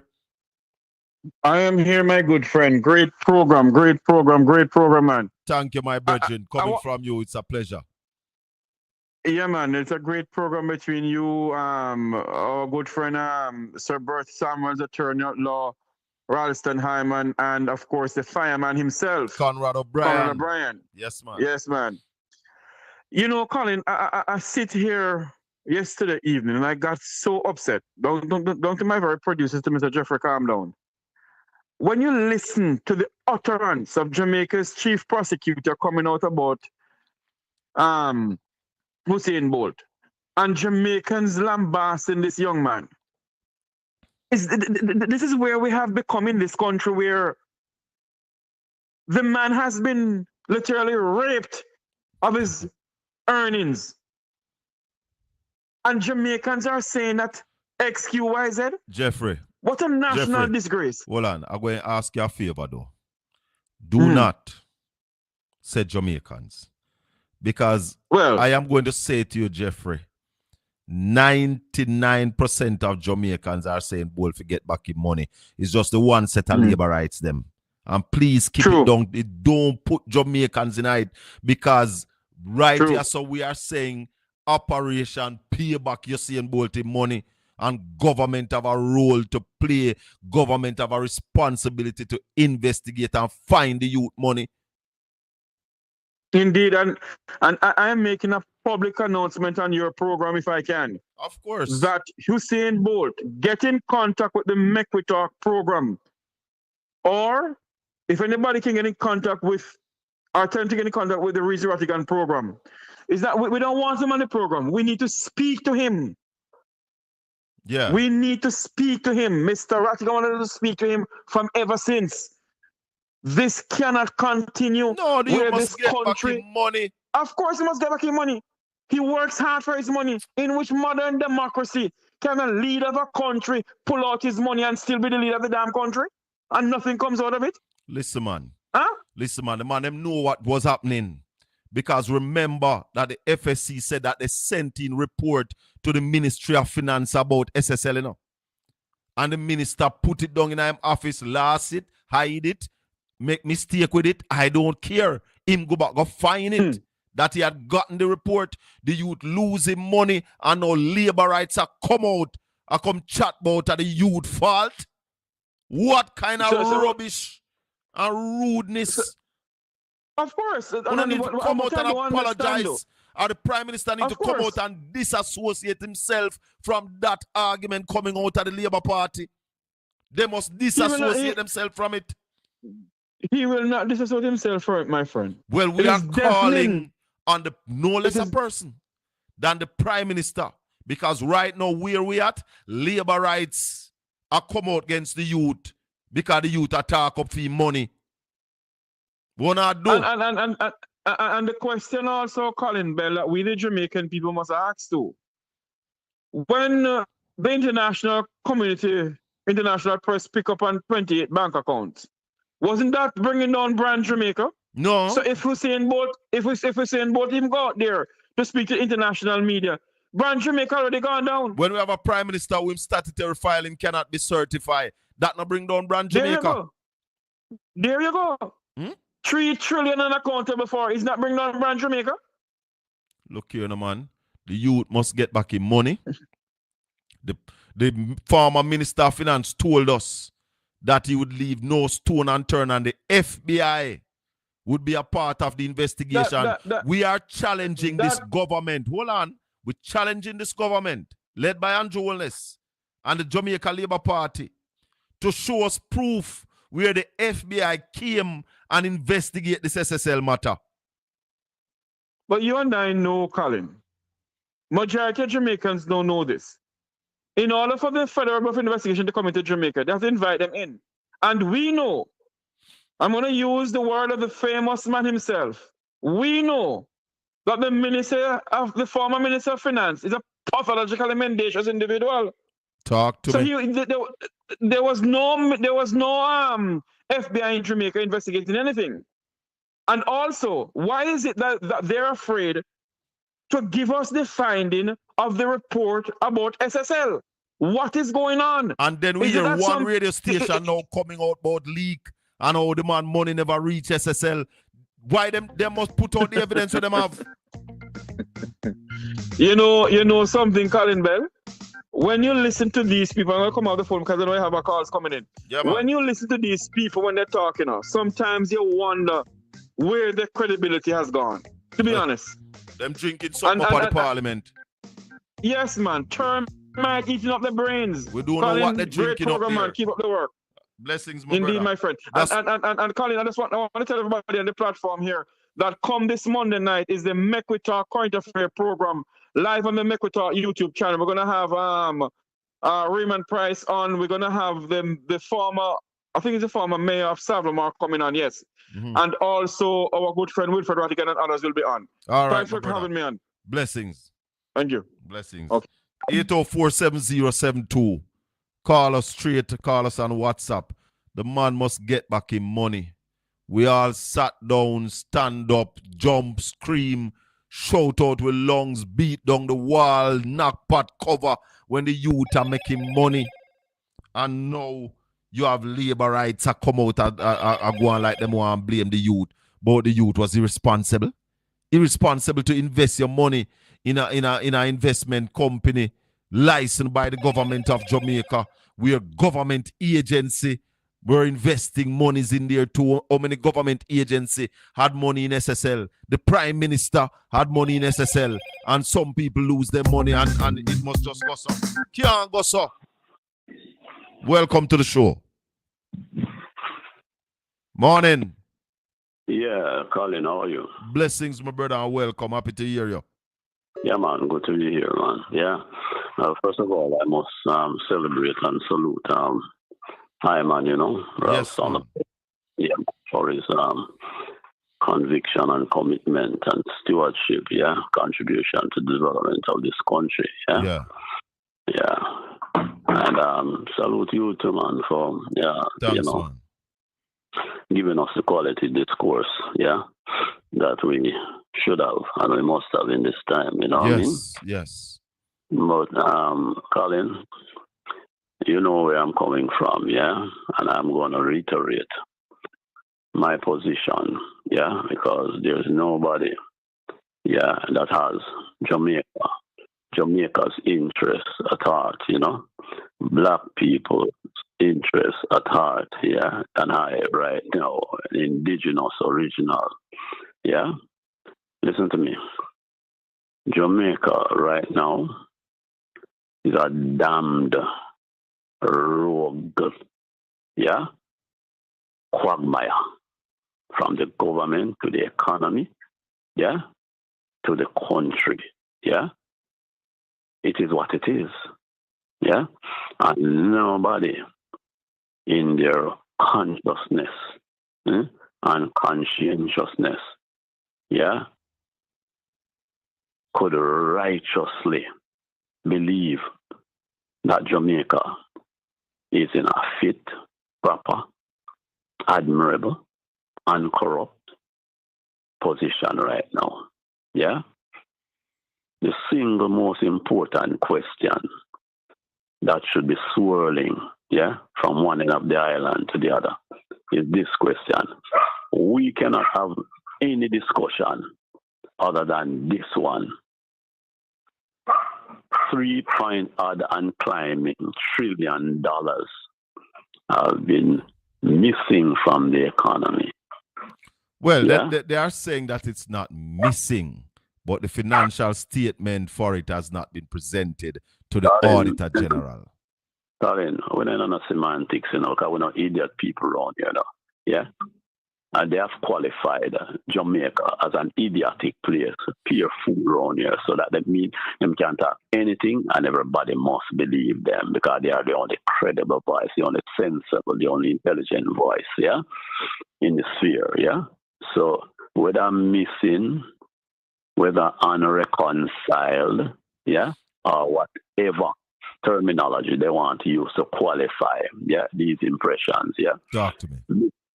You know, semantics around here missing from you can't identify what it has done and how it has been spent or accounted for.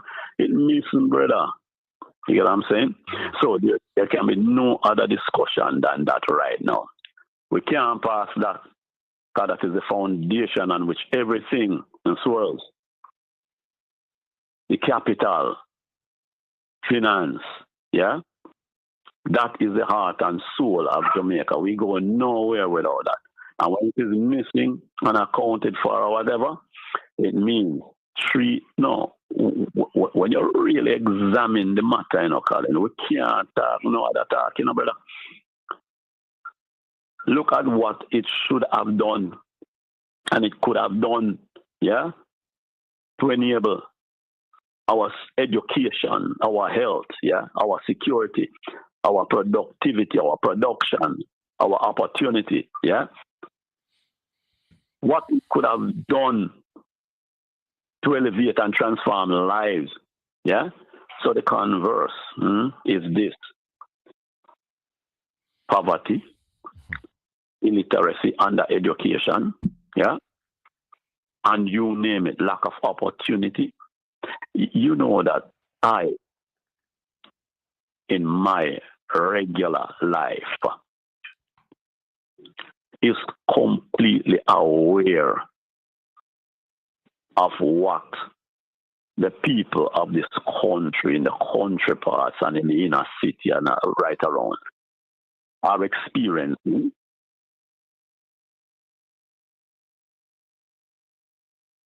Yeah, may I get out some feedback? Sorry, yeah, man. Sorry, my fault. Yeah, man.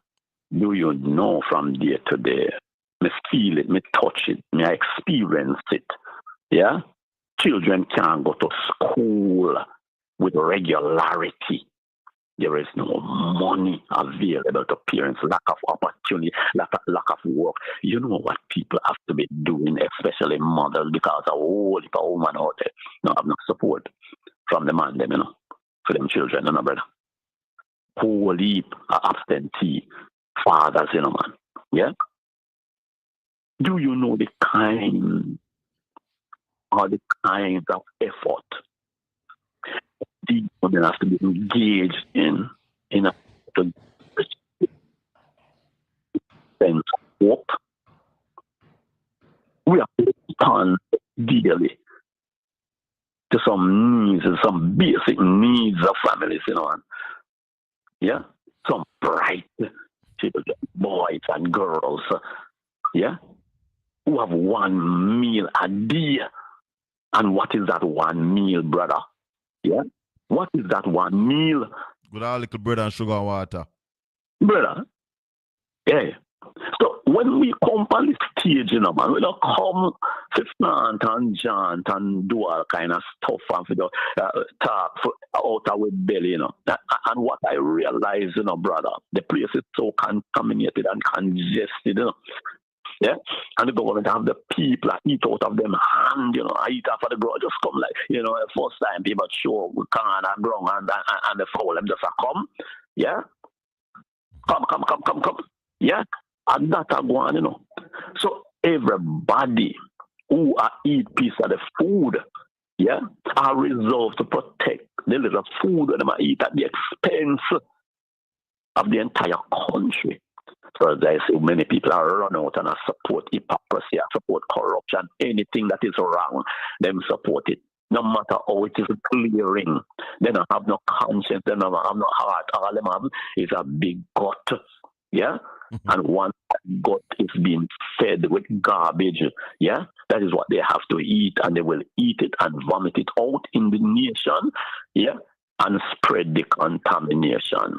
There is no intention, and I put this out there, no intention of the present administration, because a rogue administration go by no tenets of law and order and no conscience, yeah, to move this country forward. Well, if you listen to the Throne speech, there's nothing in there for upward mobility of our people. Colin, you have to understand the philosophy of the people who are holding the reins of power.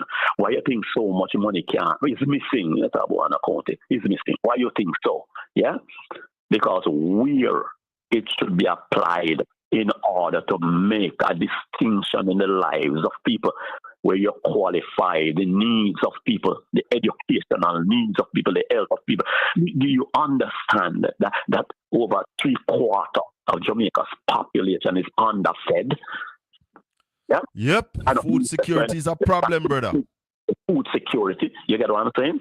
Don't you see there's a deliberate plan to prevent such an activity to populate the country, production, agricultural production. So at least we can see, don't you see there's a deliberate attempt to plant more hotels, to plant more poverty, yeah, to plant more meager, meaningless. More hotel with less of the money staying in Jamaica.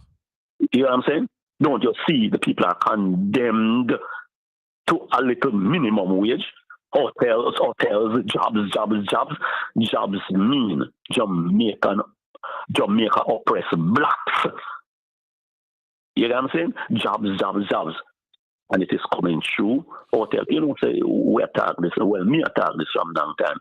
Say, hotels, say, for lockdown, put a stop order upon them because all them are deprived way for arable land. Put a stop order upon them because them, accentuate Jamaica's. But who do you blame for that? Isn't it the government who are making these agreement and arrangement with the investors to come and invest in Jamaica?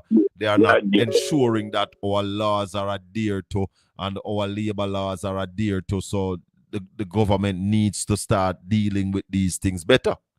It's not a government, man. It's only a rogue, plantocratic philosophy, yeah, that can administer this kind of medicine, yeah, to get the kind of result, yeah.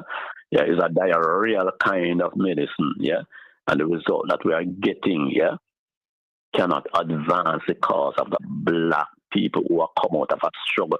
It's continuous struggle. You know, see, we tie our belly for this period, and we loosen the belt, yeah, and the belt down back the belly again, yeah. You get what I'm saying to you, brother? Mm-hmm. It's a continuous toing and froing, ebbing and flowing, because there is one set who want good for the country. There's another set who say, oh, on a now move from where on a plant till the sun come here, sun go. It's a set, yeah. It's a set, and the mindset, yeah, and the intention, and you don't have to question it, see it unfolding, yeah, and have unfolded over the years, yeah. We're not gonna move past here. So the only thing we not get no education stay done, so we can fool on every day. We can deceive on every day. It's a deceitful administration, yeah. It's a diabolic administration, yeah, yeah. It's a poverty-driven administration, yeah. It's rough. It's rough. But where do we go from here, though? We know all the problems, all of the issues. You have laid them out. Where do we go? How do we change this? Brother Bill, it's going nowhere until we are aroused and awakened to take this country in our hands for ourselves, making the right moves, the right decision. Yeah, you could have started with, yeah. Our decision, yeah, our conclusion must be in keeping with our head. Our head must be equipped the right understanding and knowledge of what will take us crack and at our belly. Our belly can't lead we. So that until we move from this, yeah. And the few who are strong must help the weak to understand. We can allow them to just want to eat soon and very soon. Not soon and very soon, because already they might eat up themselves. Yeah? Mm-hmm.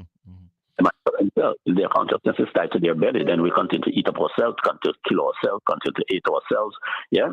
Continue to do everything to keep ourselves down. Yeah? When we arrive at that moment, when our heads are rule us, when our conscience are rule us, and when there is enough inspiration being generated, yeah, from the few who are in the know. Let me take the call, Mr. Carl. Hold on there. 804-7072. Good morning. Morning, cousin Colin. How are you doing? I'm good in a wagwan. I am here. Peace as usual about how them deal with both.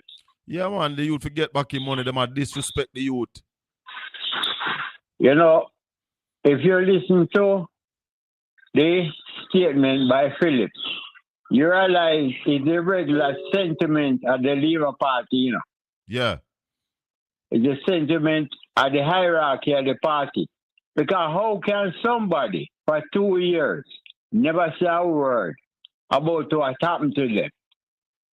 The man lose 12 point whatever million US dollar. And the man mustn't say anything about the money. No. And the one time the man come out and make one statement about it, the surrogate to the Labour Party take him on. Can you imagine? And for the 2 years, we have not heard a statement from the Prime Minister of Jamaica. Nobody in the Labour Party hierarchy has been sympathetic to what happened to Usain Bolt. They don't care. They don't care about small people. And I tell you from the other day, you know why they treat Bolt the way they treat him? Because who he look like. Exactly. Bolt is a little boy youth from down at Trelawney. Thank you. Now have no big family. Thank you. Him is not one of the Hastings from Trelawney or the Mushettes. So them treat him like how them treat him. Right? The other thing, did you hear Matthew Samwood's stupidity on the power program this week? What about? When he said that he is not feeling the recession. Oh, Matthew said him not feel the recession. Him not gonna feel it. Metri Siaga. Oh, Metri. Yeah, man, I heard that interview. No. So it's not Matthew Samuda, Metri Siaga. I heard Metri Siaga. I always mix up a name. But anyway, how can somebody like Metri Siaga feel what a recession feel like? Him don't buy big deal of oil. Him don't buy a slice of bread. Him don't buy a squeeze of toothpaste. Him won't have idea. But if you remember in the interview, he was trying to pass away the recession. Yeah, man. And say, we should think about this how we solve the problem. But if you don't know what the problem is, how you going to solve it? Or if you don't admit that you have a problem. Thank you. And now I need everybody to realize and learn the new phrase. Jamaica is going through a self-inflicted recession. That's what you're going through. The recession is self-inflicted. Yeah, it's not a global. It's not because of global shocks. It's because of the bad policies of Nigel Clark and extended to Mr. Williams now. It's because of the stupidity of the Labour Party for 9 years. That is what is causing the recession. Look at the wicket that they got Jamaica on when they started to play. They said they could grow the economy by 5% in 4 years. They could make a statement like that if the economy was not in good shape. Thank you very much. And look what they have done with it. Thank you very much. Anyway, Colin. Yeah. Let me go back in the class and listen, because I know somebody else might have something else to think about. Big up yourself. But remember one thing before I go. Greenpeace don't know cow foot tough. All right. All right? Take it easy. Yes. Yeah, man. Mystical, thanks for holding, brother. Yeah, man. Yeah, Man man. say Greenpeace don't know say cow foot tough. Eh? Him say Greenpeace don't know say cow foot tough. All right, brother. All right. So, Colin, my conversation is not appetizing, because I am not here, as I have said to you over and over. I not propose nothing from the dump. Yeah? All the right, dump of it. I can't propose. I have to expose and dispose. You get what I'm saying? Yes. So, bless up your contribution, brother. Good Give to be thanks. here. One love. Yeah. Just want to remind everybody on the platform, if you have not yet subscribed, please subscribe to Portland Spice TV. Like and share the channel. Tuesday evening, 5 to 7. Wednesday evening, 5 to 7. We're going to be right here. And we're going to be on Caribbean Radio HD. And I'll tell you more about the other stations over there in the U.S. that we are going to be on every Tuesday and Wednesday afternoon live from the studios of Portland Spice TV. Tomorrow morning, I'll be the guest on Kaboo's show on IRA FM. Check it out, all right? Thanks to everybody. Thanks to Senior Attorney Bert Samuels. Thanks to Ralston Iman. Thanks to Conrad O'Brien. Thanks to all of the people in McCarlin, Jeffrey Tavares. Big up yourself. This has been the Colin Bell Show. Talk to me for yet another Saturday morning. May the good Lord continue to bless and keep you. Make his face shine upon you and be gracious unto you. The Lord lift up his light and give you his peace. Until we meet again, shout out to the fame. Bless up, everybody.